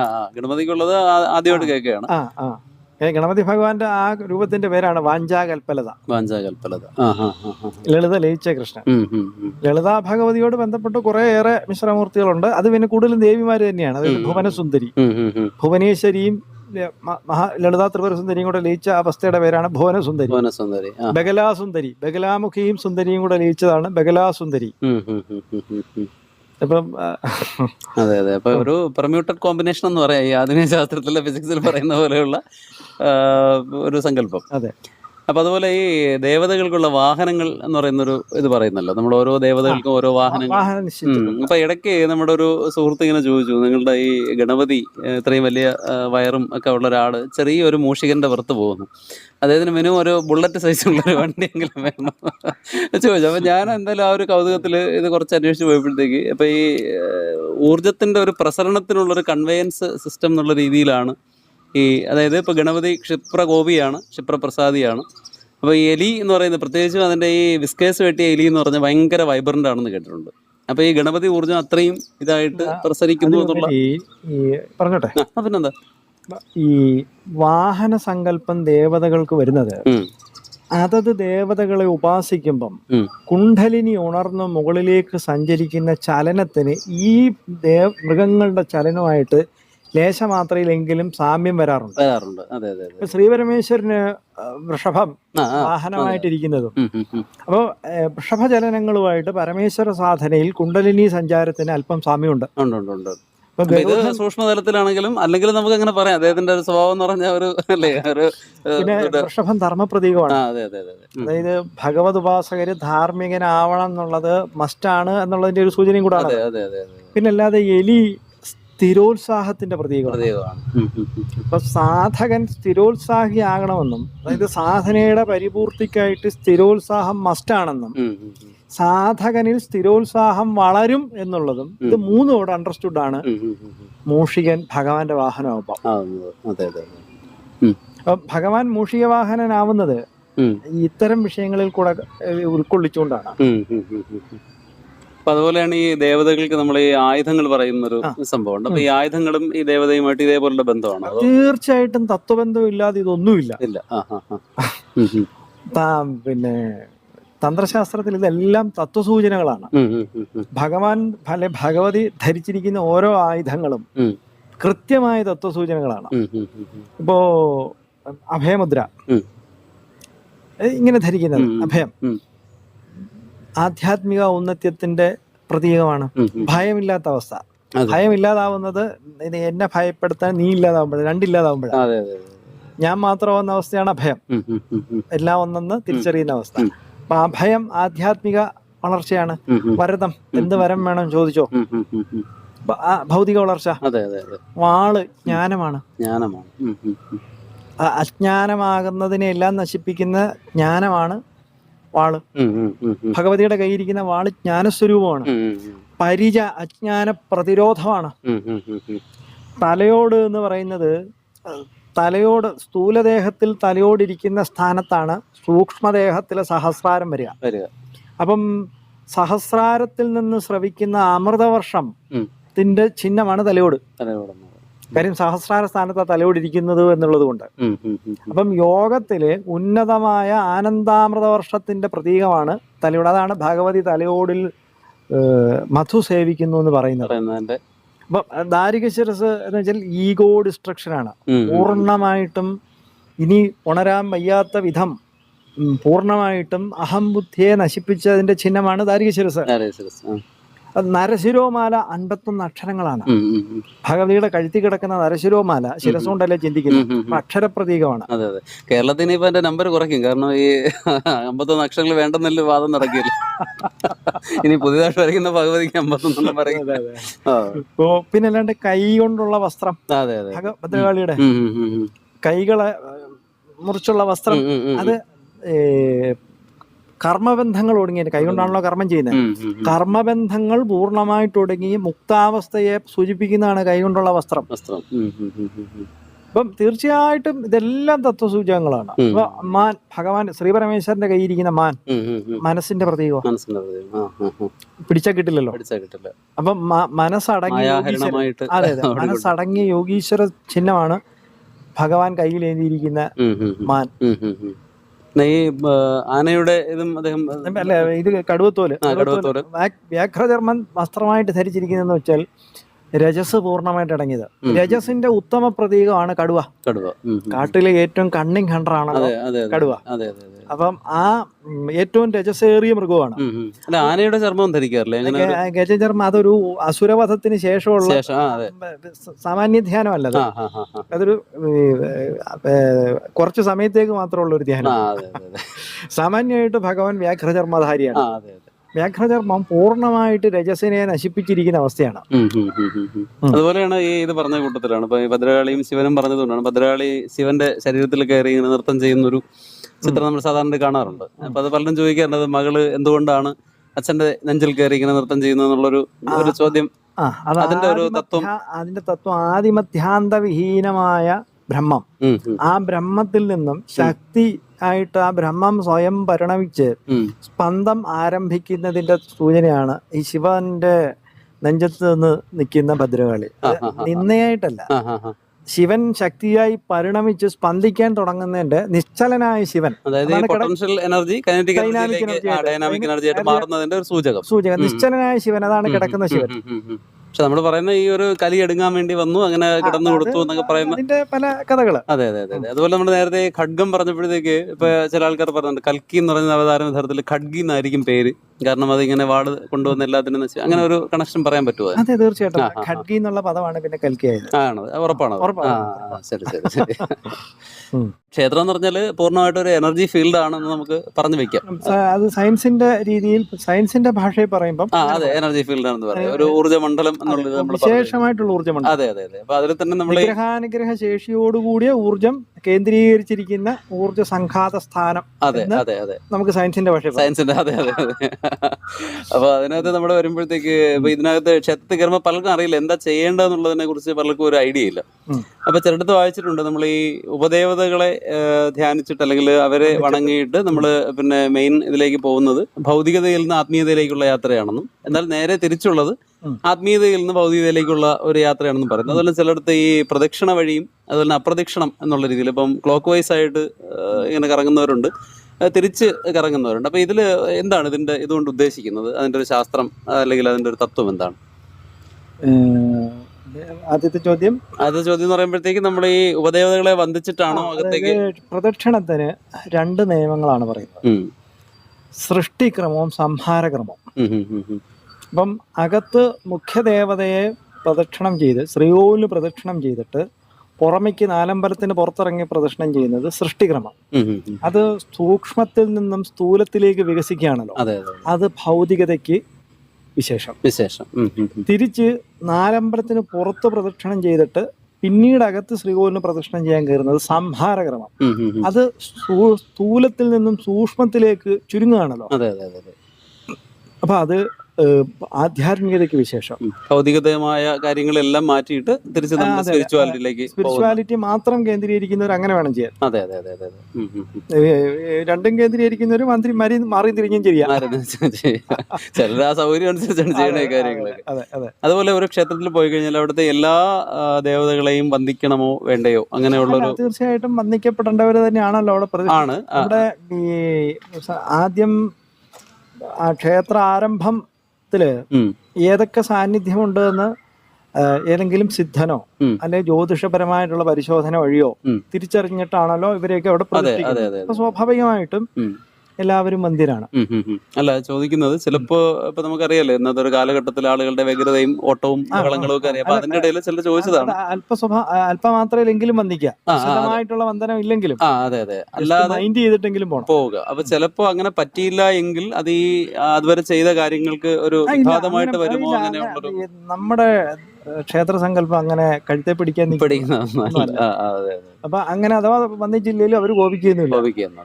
അപ്പൊ അതുപോലെയാണ് നമ്മൾ ഈ ക്ഷേത്രങ്ങളിൽ പോകുമ്പോഴത്തേക്ക് അവിടുത്തെ ദേവതയെ അറിഞ്ഞ് വണങ്ങണം എന്നൊരു ഇത് പറയുന്നുണ്ട്. അപ്പൊ അവിടുത്തെ ദേവത അറിഞ്ഞിട്ട് ആ ദേവതയ്ക്ക് അർച്ചിക്കേണ്ടതായ പൂക്കൾ, ഇപ്പോൾ പിന്നെ കറുക ഗണപതിക്ക് കൊടുക്കാവൂ എന്ന് പറയുമ്പോൾ ഓരോ ദേവതകൾക്കും ഓരോ തരത്തിലുള്ള പൂക്കളുണ്ട്, പിന്നെ അതിനുള്ള പൂജാദ്രവ്യങ്ങളുണ്ട്.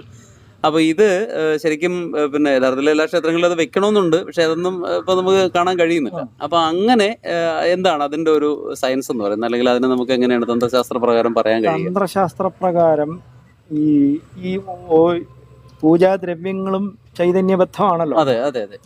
ത്രിഗുണങ്ങൾ മാത്രമല്ലാതെ അല്പമായി സൂക്ഷ്മതരമായ രീതിയിൽ ചിന്തിക്കുമ്പം സൃഷ്ടിസ്ഥിതി സംഹാര ശക്തികളൊക്കെ ആ എല്ലാ ദ്രവ്യങ്ങൾക്കും ഉണ്ടല്ലോ. അപ്പൊ ഒരു ദേവനെ അർച്ചിക്കാൻ പാടില്ലാത്ത വിഷയങ്ങളുണ്ട്. ഇപ്പൊ ഗണപതിക്ക് തുളസി പാടില്ല, വിനായകേന തുളസീപത്രം നിഷിദ്ധം എന്ന നിയമമുണ്ട്. കഥയുണ്ട്. തുളസി ദേവി ഗണപതിയോട് വിവാഹത്തിനായിട്ട് അഭ്യർത്ഥിച്ചു എന്നും, അപ്പോ ഗണപതി പറ്റില്ല എന്ന് പറഞ്ഞപ്പോ തുളസി കോപിച്ചപ്പോ പിന്നെ ഗണപതി ശപിച്ചു എന്നാണ്. ഇനി എന്റെ പൂജയ്ക്ക് എടുക്കാതെ പോകട്ടെ, അതാണ് പുരാണത്തിലെ കഥ. അപ്പോ എന്നാ ഗണപതി വിഷ്ണുവിന്റെ അവതാരമോ? ശുക്ലാംബരധരം വിഷ്ണു എന്ന് പറഞ്ഞാൽ വിഷ്ണുവിന് വെറുതെ ഇരുന്നപ്പോ എനിക്ക് ശിവനുമായിട്ടൊന്ന് യുദ്ധം ചെയ്യണമെന്ന് കൗതുകം ഉണ്ടായിട്ട് വന്ന് പുത്രനായിട്ട് ജനിച്ചതാണ് ഗണപതി. അപ്പൊ അതുകൊണ്ടാണ് ലക്ഷ്മി വിനായകൻ എന്നൊരു ധ്യാനം ഉള്ളതും ലക്ഷ്മി ദേവി ഭാര്യയായിട്ടുള്ള ഗണപതി ഭഗവാൻ ഉള്ളതും ഈ കഥ പുറമേ ഉള്ളതുകൊണ്ടാണ് മടിയിൽ എത്തിക്കൊണ്ടിരിക്കുന്ന ഒരു രൂപം അതന്നെ ഭാര്യയായിട്ട്. അത് വാസ്തവത്തിൽ ഗണപതി വിഷ്ണു അവതാരം ആയതുകൊണ്ടാണ് ലക്ഷ്മി വിനായകൻ എന്നൊരു രൂപം ഉള്ളത്. അപ്പം എന്താ പറയുന്നത്, നമ്മൾ ചോദിച്ച ചോദ്യം എന്തായിരുന്നു? നമ്മൾ ഈ പൂജാദ്രവ്യങ്ങൾ ഗണപതി ഭഗവാന് തുളസി നിഷിദ്ധമാണ്, വിഷ്ണുവിന് എരിക്ക് നിഷിദ്ധമാണ്. എരിക്ക് വളരെ തീക്ഷ്ണമായ പൂജാദ്രവ്യമാണ്, സംഹാര സ്വഭാവം നന്നായിട്ട് ഉള്ള ഒരു ദ്രവ്യമാണ് എരിക്ക്. എരിക്ക് അതുകൊണ്ട് വിഷ്ണു ഭഗവാന് പാടില്ല. ഇപ്പം നെല്ലിയില സൂര്യന് പാടില്ല, നെല്ലിയില ഒരു പൂജാ പുഷ്പം, അത് സൂര്യന് പാടില്ല. കറുക ദുർഗയ്ക്ക് പാടില്ല.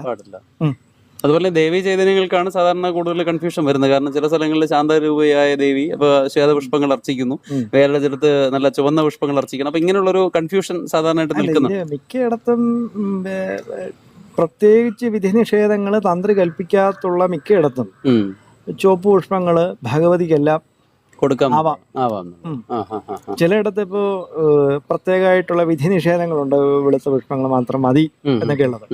അത്തരം സ്ഥലങ്ങളിലുള്ള അല്ലാതുള്ള എല്ലായിടത്തും ആകാം ചുവപ്പ് പുഷ്പങ്ങള്. കാര്യം രജസ് ദേവിയാണല്ലോ, അപ്പം ചുവപ്പ് നിറമായിട്ട് ഭഗവതിക്ക് ശാന്തരൂപത്തിലുള്ള ദേവതയാണെങ്കിലും സൃഷ്ടി എന്ന് പറയുന്നത് സാത്വികതയും രജസും ചേർന്നാണല്ലോ സൃഷ്ടി സംഭവിക്കുന്നത്. അപ്പൊ സൃഷ്ടിയുടെ അധിദേവത മാതൃഭാവം ഭഗവതിക്കുള്ളതുകൊണ്ട് ആ മാതൃത്വ പൂജനമാണ് ആ ചുവപ്പ് പുഷ്പങ്ങൾ വഴി കൊണ്ട് ഉദ്ദേശിക്കുന്നത്. അല്ല അതിനകത്തൊരു രൗദ്രത ഉദ്ദേശിക്കണ്ട. അതുപോലെയാണ് വരുന്നത്. ഇപ്പൊ നമ്മുടെ ഈ ശിവഭഗവാന് സാധാരണയായിട്ട് ഈ മരണാസന്നരായ ആളുകൾക്ക് വേണ്ടിയിട്ട് പിൻവിളക്ക് തെളിക്കുക എന്ന് പറയുന്നൊരു ഇത് പറഞ്ഞു കൊടുക്കാറുണ്ട് ചിലരൊക്കെ. അതുപോലെയാണ് ശ്വേതപുഷ്പങ്ങൾ കൊണ്ടുള്ള ഒരു അർച്ചനയും ജലധാരയുമാണ് സാധാരണ ബ്രഹ്മൃത്യുഞ്ജയ അർച്ചനയും ചെയ്യാൻ പറയും. അപ്പൊ അതിൽ ഈ ശ്വേതപുഷ്പങ്ങൾ വെച്ച് പലപ്പോഴും അത് ചെയ്യുമ്പോഴത്തേക്ക് പ്രാണൻ പോകുന്നതായിട്ട് കണ്ടിട്ടുമുണ്ട്. അപ്പൊ അവിടെ ഉഗ്രരൂപിയായ ശിവന് ഈ ശ്വേതപുഷ്പങ്ങൾ അർച്ചിക്കുന്നതിന്റെ രൂപിയായ ശിവൻ എന്നുള്ളതല്ല, മൃത്യുഞ്ജയ പുഷ്പാഞ്ജലി നടക്കുമ്പോ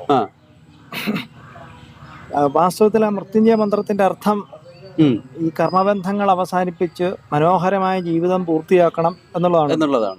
അപ്പോ ഈ ഏതെങ്കിലും ക്ലിഷ്ടകർമ്മത്തിന്റെ ബന്ധം കൊണ്ടാണ് കിടന്ന് നരയിക്കുന്നത്. പോലെ അതെ, അതായത് ഹിമാലയൻ കുംഭർ, അതാണ് അവിടെ ഉദ്ദേശിക്കുന്നത്. ഇപ്പൊ എന്റെ വീഡിയോ ഇറങ്ങിയിട്ടുണ്ട്, വളരെ ഫാസ്റ്റ് ആണ്. അതെ, അപ്പം പിന്നെ ഈ പുഷ്പാഞ്ജലി മൃത്യുഞ്ജയ മന്ത്രം കൊണ്ട് നടക്കുമ്പോ ഈ ആസന്നമരണനായിട്ട് കിടക്കുന്ന ആളിന്റെ ദുഷ്കർമ്മ ദഹനമാണ് നടക്കുന്നത്. അപ്പൊ അയാൾക്ക് ക്ലേശം അനുഭവിക്കേണ്ടതായിട്ട് വന്നിട്ട് നേരത്തെ ശരീരം കളയാം. അതാ സംഭവിക്കുന്നത്. അത് അവിടെ രൗദ്രക്രിയയല്ല, വാസ്തവത്തിൽ ഒരു ശാന്തിക്രിയയാണ്. അല്ല, ഞാൻ പറഞ്ഞത് ശിവൻ സാധാരണ ഉഗ്രരൂപിയായ ഒരു ആളായിട്ടാണ് എന്ന് പറയുന്നത് പോലും പരമശാന്തമായ ഭാവമാണ്. എങ്കിലും നമ്മുടെ ഇദ്ദേഹത്തിനെ കാണാൻ മൃത്യു എന്ന് പറയുമ്പോൾ പേടിക്കുന്ന ഒരു സാധനം ഉണ്ടല്ലോ, അതുകൊണ്ടാണ് ഞാൻ ഉദ്ദേശിച്ചത്. അപ്പൊ മൃത്യുഞ്ജയ മന്ത്രവും പൂർണ്ണമായിട്ടും സാത്വികമായ മന്ത്രമാണ്. അപ്പൊ അവിടെ ചെയ്യുന്നത് ക്ലേശകർമ്മ ദഹനമാണ് ചെയ്യുന്നത്. അല്ല, അവിടെ ഈ വെള്ള പുഷ്പങ്ങൾ വെച്ച് ചെയ്യുന്നത് സാത്വികനായതുകൊണ്ടും മൃത്യുഞ്ജയ ഭഗവാന്റെ സാത്വികത കൊണ്ടും കൂടാണ് വെളുത്ത പുഷ്പങ്ങളും കൂളത്തിലെയും ചേർത്ത് അതിന് ഉപയോഗിക്കുന്നത്. അതെ. അപ്പൊ അതുപോലെ ഈ പിൻവിളക്കിന്റെ ഒരു എന്താണ് അതിന്റെ പിൻവിളക്ക് ശിവനുള്ളിടത്ത് ശക്തി സാന്നിധ്യം സർഗീയം എന്നാണ്. അതെ. ശിവനും ശക്തിയും തീയും അതിന്റെ ചൂടും പോലെ അഭിന്നമാണ്. അപ്പം ശിവപ്രതിഷ്ഠ ഉള്ളിടത്ത് സ്വാഭാവികമായിട്ട് ഭഗവതി സാന്നിധ്യം ആവാഹിക്കാതെ തന്നെ വരും. ചില ക്ഷേത്രങ്ങളിൽ വെച്ചിട്ടുണ്ട്. ആ ദേവീ സാന്നിധ്യത്തിലേക്കായിട്ടാണ് പിൻവിളക്ക് വെക്കുന്നത്. ആ ദേവീ സാന്നിധ്യത്തിനായിക്കൊണ്ടാണ് പിൻവിളക്ക് വെക്കുന്നത്. അപ്പൊ നമ്മൾ ഈ ഇത് കത്തിക്കുന്നത് ദേവിയെ ഉണർത്താൻ വേണ്ടി, ദേവിയെ ആചരിക്കാനാണ്. ഓക്കെ എന്ന് പറയുമ്പോ ഇയാളുടെ ആ ഒരു എനർജി കുറച്ചുകൂടെ കൂടുതൽ ശിവശക്തി ഐക്യം സംഭവിക്കട്ടെ. അല്ല, ഞാൻ ചോദിച്ചത് മരണാസന്നരായ ഒരാളിന് വേണ്ടി മരണാസന്നരായ ആളിന് വേണ്ടി പിൻവിളക്ക് കത്തിക്കുന്നത് ദേവിയുടെ കടാക്ഷം കർമ്മബന്ധ മുക്തിക്കായിട്ടുണ്ടാവാൻ. അതാണ് ഞാൻ ക്ലിയർ ആയത്. അപ്പൊ ഇതുപോലെ നമ്മൾ ഈ വ്യത്യസ്തമായ ഒരുപാട് ഇത് തോന്നുമ്പോൾ എനിക്ക് തോന്നുന്നു ഗണപതിക്കാണ് വളരെ വിചിത്രമായിട്ടുള്ള ഒരുപാട് ഭാവങ്ങൾ ഉള്ളതെന്ന് തോന്നുന്നു. നമ്മൾ നേരത്തെ പറഞ്ഞ ആദ്യമായിട്ട് കേൾക്കണം അങ്ങനെ ഒരു സംഭവം. അദ്ദേഹത്തിന്റെ ഒരു സ്ത്രീ രൂപം നമ്മൾ പറഞ്ഞു, അല്ലെങ്കിൽ ഒരു നപുംസക രൂപം. അതെ. അപ്പം പിന്നെ ചിലയിടത്തൊക്കെ ഇങ്ങനെ ഈ വലംപിരി ആയിട്ടുള്ളതുണ്ട്, ഇടംപിരി ആയിട്ടുള്ളതുണ്ട്, പിന്നെ ദൃഷ്ടിഗണപതി എന്ന് പറഞ്ഞിട്ട് വളരെ വിചിത്രമായിട്ടുള്ളൊരു ഇതുണ്ട്. അപ്പൊ ഇങ്ങനെ ഒരുപാട് തരത്തിലുള്ള ഹേരമ്പ എന്ന് പറയുന്നുള്ളൊരു സങ്കല്പം പറയുന്നുണ്ട്.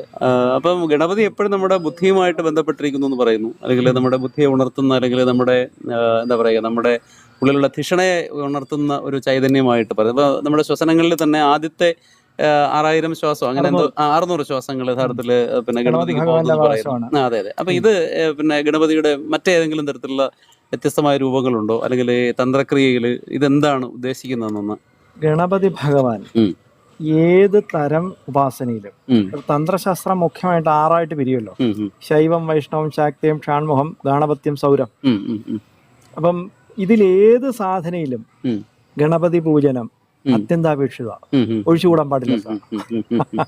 കഥയായിട്ട് പറയുന്നുണ്ടല്ലോ, എല്ലാം ആദ്യ പൂജിതനാണ് എന്നുള്ള കഥ വരുന്നത് മൂലാധാര അധിദേവത ഗണപതി ഭഗവാൻ.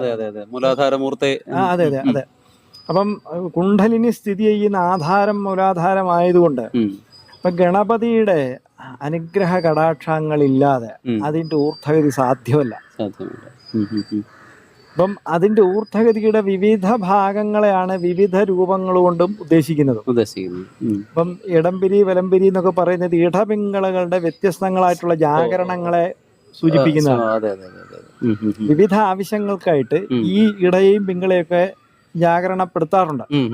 സാമാന്യേന അത് ബ്ലോക്കാണ് ചെയ്യാറുള്ളത്. സുഷുമ്നയിൽ കൂടെ തന്നെയാണ് കുണ്ഡലിനി സഞ്ചരിപ്പിക്കാറ് ഉപാസനയില്. അപ്പം ഇതിന്റെ വിവിധ ജാഗരണങ്ങളെ ഉദ്ദേശിച്ചാണ് ഇടംപിരി, വലംപിരി ഒക്കെ തുമ്പിക്കൈ മാറുന്നത്. അപ്പം മൂലാധാര അധിദേവത ആയതുകൊണ്ടാണ് ഇപ്പൊ ഗണപതി ഹോമത്തിന് മാത്രമുള്ള ഒരു പ്രത്യേകതയാണ്, വിവിധങ്ങളായ മന്ത്രങ്ങൾ കൊണ്ട് ഗണപതി ഹോമത്തിൽ ഹോമിക്കും. ഇപ്പൊ മുക്കുറ്റി അശ്വാരൂഢ മന്ത്രം കൊണ്ട് ഹോമിക്കും. അശ്വാരൂഢ പാർവതിയാണത്. കുതിര ലളിതാ സഹസ്രനാമത്തിൽ പറയുന്ന അശ്വാരൂഢ അധിഷ്ഠിത അശ്വകോടി കോടിഭിരാവൃത എന്ന് പറയുന്ന ആ വലിയ സൂചിപ്പിക്കപ്പെടുന്ന അശ്വസൈനിക നായകിയായ ഭഗവതി, പാർവതി രൂപം. കുതിരപ്പുറത്തിരിക്കുന്ന, ഒരു കൈയിൽ ചൂരിലും മറുകൈയിൽ കയറും പിടിച്ചിരിക്കുന്ന പാർവതി രൂപം. ഈ ഭഗവതിയെ ഉദ്ദേശിച്ചാണ് മുക്കുറ്റി ഹോമിക്കുന്നത്. അല്ലെ, എള്ളു ഹോമിക്കുന്നത് മഹാവിഷ്ണുവിനെ ഉദ്ദേശിച്ചിട്ടാണ്, ഗായത്രി കൊണ്ടാണ്. കറുക ഹോമിക്കുന്നത് ശ്രീപരമേശ്വരന്റെ ത്രയംബക രൂപം ഉദ്ദേശിച്ചിട്ടാണ്, മൃത്യുഞ്ജയ രൂപം. അല്ലെങ്കിൽ നെല്ല് ഹോമിക്കുന്നത് ഭഗവാന്റെ തന്നെ ശ്രീപ്രദമായിട്ടുള്ള തുരാഗ്നി രൂപത്തെ ഉദ്ദേശിച്ചിട്ടാണ്. അപ്പൊ ഇങ്ങനെ വിവിധ ദേവതകളെ ഏത് ദേവതകളുടെ മന്ത്രം കൊണ്ടും അതത് ദേവതകളുടെ സമിത്തിനെ ഗണപതി ഹോമത്തിൽ ഹോമിക്കാം എന്നുള്ള ഒരു വിധി വരുന്നത് തന്നെ ഗണപതി മൂലാധാര അതിദേവത ആയതുകൊണ്ടും കുണ്ഡലിനി സ്ഥാനത്തിന്റെ അതിദേവത ആയതുകൊണ്ടും കുണ്ഡലിനി അഗ്നിയെ ഏത് രൂപത്തിലും ജ്വലിപ്പിക്കാം, ഏത് ദേവതാരൂപത്തിലും ജ്വലിപ്പിക്കാൻ അധികാരമുണ്ട് എന്നുള്ളത് കൊണ്ടും ആണ് ഗണപതി ഹോമത്തിൽ ഇത്തരം വിവിധങ്ങളായ മന്ത്രങ്ങളും സമിതികളും കൊണ്ടുള്ള പ്രയോഗങ്ങൾ വരുന്നത്. വേറെ ഒരുപാട് പ്രയോഗങ്ങളുണ്ട് ഗണപതി ഹോമത്തിൽ. താമരമൊട്ടിനകത്ത് വെണ്ണ നിറച്ച് ഹോമിക്കാറുണ്ട്. അങ്ങനെ ഒരുപാട് പ്രയോഗങ്ങളുണ്ട്. സുദർശനം ചൊല്ലി എരിക്കിന്റെ സമിത്ത് ഹോമിക്കാറുണ്ട്. അതൊക്കെ ഓരോരോ ആവശ്യങ്ങൾക്ക് ഓരോരോ സമ്പ്രദായത്തിൽ മാറുന്നു.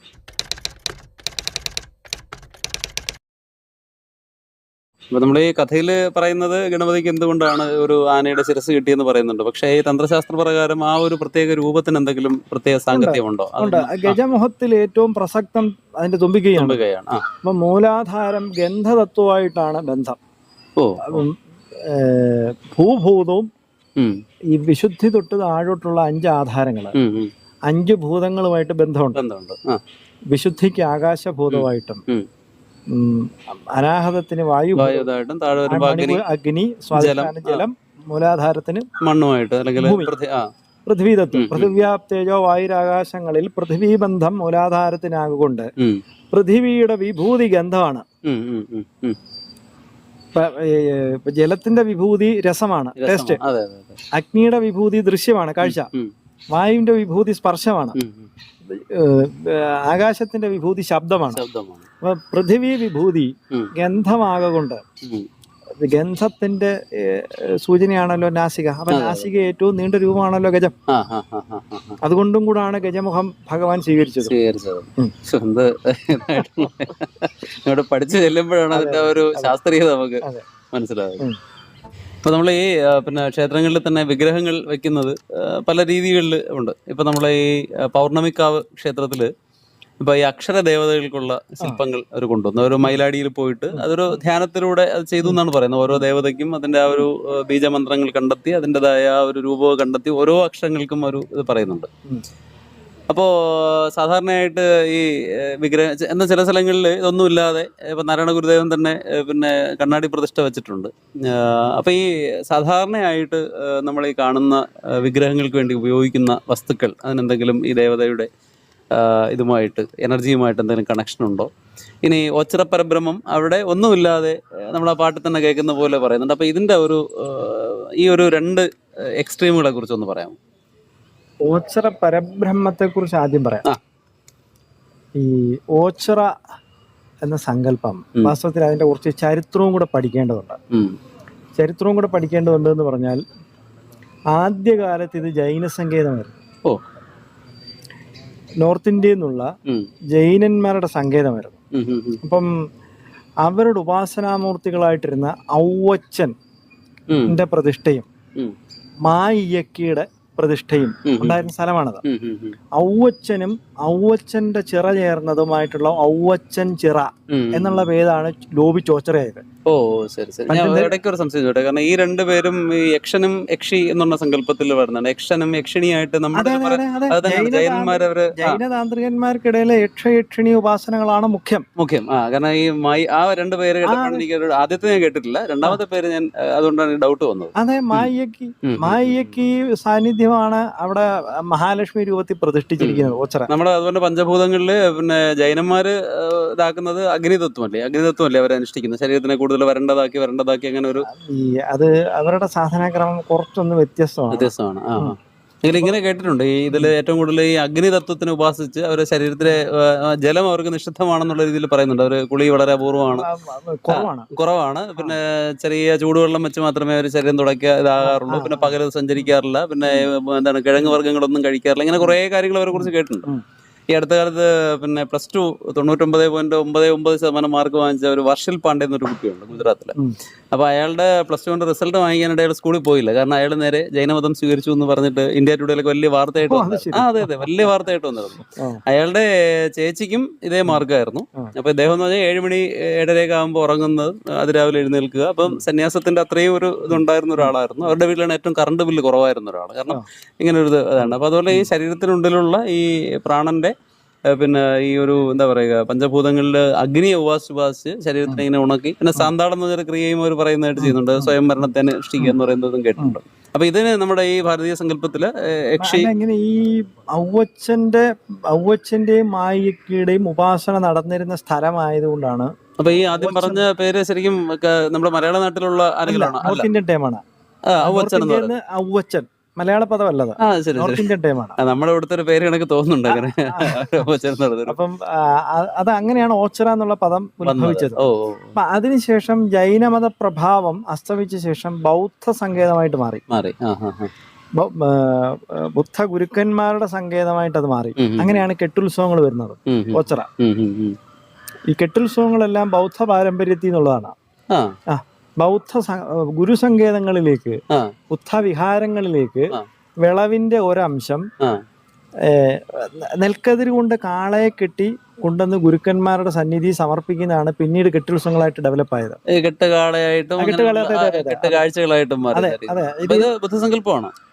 ബൗദ്ധ വിഹാരങ്ങളിൽ ഗുരുക്കന്മാരെ ഗൃഹസ്ഥ ശിഷ്യന്മാരെ ആചരിക്കുന്ന ഭാഗമാണിത്. വിളവെടുപ്പിന് ശേഷം അത് ഇങ്ങനെ ഗുരുപൂജ ചെയ്യുന്നതാണ്. വിളവിന്റെ ഒരംശം. അപ്പൊ അത് കാർഷിക ഉപായങ്ങളിൽ പ്രധാനമാണല്ലോ ആ പഴയ കാലത്തെ കാള. കാള ഇല്ലാതെ കൃഷിയെ പറ്റത്തില്ല. പിന്നെ ധർമ്മസ്വരൂപമാണ്, ധർമ്മപ്രതീകമാണ് വൃഷഭം. അപ്പൊ ഈ രണ്ട് കാര്യം കൊണ്ടും കൂടെ കതിര് കൊണ്ട് കാളയുണ്ടാക്കി ഗുരുസന്നിധിയിൽ ഗുരുപൂജ ഭാഗമായിട്ട് സമർപ്പിക്കും. അത് ആഘോഷമായിട്ടാണ് കൊണ്ടുപോകുന്നത്. ഗൃഹസ്ഥ ശിഷ്യന്മാര് സന്യസ്ത ഗുരുക്കന്മാരെ ആചരിക്കാൻ ഇങ്ങനെ കതിർകാളയെ ആഘോഷമായിട്ട് കൊണ്ട് സമർപ്പിക്കുന്നതാണ് പിന്നീട് ഈ വിശേഷിച്ച് ഓണാട്ടുകര ഭാഗത്ത് കെട്ടുത്സവങ്ങളായിട്ട് ഡെവലപ്പായത്. അപ്പോ ഈ അതിനുശേഷം ജൈനപ്രഭാവം അസ്തമിച്ച ശേഷം പിന്നീട് അത് ബൗദ്ധ സങ്കേതമായിട്ട് മാറി. അപ്പൊ ബൗദ്ധ സങ്കേതമായിട്ട് മാറി എപ്പോഴാണ് ആൽത്തറകൾ ഒരുപാടായത്. ഇവര് സമാധികളിലെല്ലാം ഓരോ ഗുരുസമാധികളിലും ആലാണ് നടുക. അപ്പം അസംഖ്യം ഗുരുക്കന്മാരുടെ സമാധിസ്ഥാനമാണ് ഓച്ചിറ. ഓച്ചിറ 2 മുഖ്യ ആൽത്തറകളുണ്ട്, എല്ലാം ഉണ്ടിക്കാവുണ്ട്, ഗണപതി ആൽത്തറയുണ്ട്, പിന്നെ ക്ഷേത്രങ്ങളുണ്ട്. പക്ഷെ അവിടെ എവിടൊക്കെയാണ് സമാധി ഉള്ളതെന്ന് ആർക്കും അറിയില്ല. അസംഖ്യം സമാധികളുടെ സ്ഥാനമാണത്. സിദ്ധ സമാധി സ്ഥാനമാണ് ഓച്ചിറ. അപ്പം അവിടെ വിശേഷിച്ച് ഒരു വിഗ്രഹത്തിന്റെ ആവശ്യമില്ല. കാര്യം അതൊരു പവർ ഹൗസ് ആണ്. അവിടെ എന്ത് വിഗ്രഹം ചുമ്മാതെ കൊണ്ടുവച്ചാലും ചൈതന്യത്താവുകയും ചെയ്യും. അതാണ് പരബ്രഹ്മം എന്ന് പറഞ്ഞ സങ്കല്പം. അതെ അതെ അതെ അതെ അതെ അതെ. അത് അങ്ങനെ ആ സമാധി പ്രതിഷ്ഠകൾ ധാരാളമുള്ള സ്ഥലമായതുകൊണ്ടാണ് പരബ്രഹ്മമൂർത്തി എന്നുള്ള പേര് അവിടെ വന്നത്. അതാണ് അതിന്റെ ഒരു ചരിത്രം. അത് പുതിയൊരു അറിവാണ്. കാരണം ഇത് ആർക്കും അധികം അല്ലെങ്കിൽ ഈ വാസ്തവത്തിൽ ഓച്ചിറ എന്ന് പറയുന്ന ക്ഷേത്രത്തിന് ഈ 3 സമ്പ്രദായമായിട്ട് ജൈനം, ബൗദ്ധം, ഹൈന്ദവീയം എന്നുള്ള ഇത് വാസ്തവത്തിൽ ഇത് 3 വിഭിന്നമല്ലെങ്കിലും ഈ 3 വ്യത്യസ്ത ധാരകളിൽ നിന്നുള്ള ഉപാസനാ പദ്ധതിയിലെ ഗുരുക്കന്മാരുടെ സമാധി സ്ഥലവും ആണെന്നുള്ള മഹത്വവും ഉണ്ട്. ശരി ശരി ശരി. അപ്പൊ ഇതോടൊപ്പം പിന്നെ ഈ ഓച്ചിറ സാധാരണ പറയുമ്പോൾ ഇതിന്റെ അടുത്ത് പുലിപ്പാറ എന്നല്ലേ ആ സ്ഥലത്തിന്റെ പേര്? പ്രഭാകര സിദ്ധയോഗിയുടെ അടുത്തല്ല അത്? അതന്നെ, ഓച്ചിറയുടെ അടുത്തല്ലേ? ഓച്ചിറ അടുത്തല്ല, ഓച്ചിറ ഒരു 50 കിലോമീറ്റർ അപ്പുറമാണ്. അപ്പൊ അവിടെ ഇങ്ങനെ പറയുന്നുണ്ട്, അവിടെ ഇതുപോലെ വളരെ ചൈതന്യവത്തായ ഒരു സ്ഥലമാണെന്നും പിന്നെ അപൂർവമായിട്ടുള്ള ഒരുപാട് ദിവ്യ തേജസ്സുകൾ അവിടെ ഇങ്ങനെ സംഗമിക്കാറുണ്ടെന്നൊക്കെ ഇങ്ങനെ കേട്ടിട്ടുണ്ട്.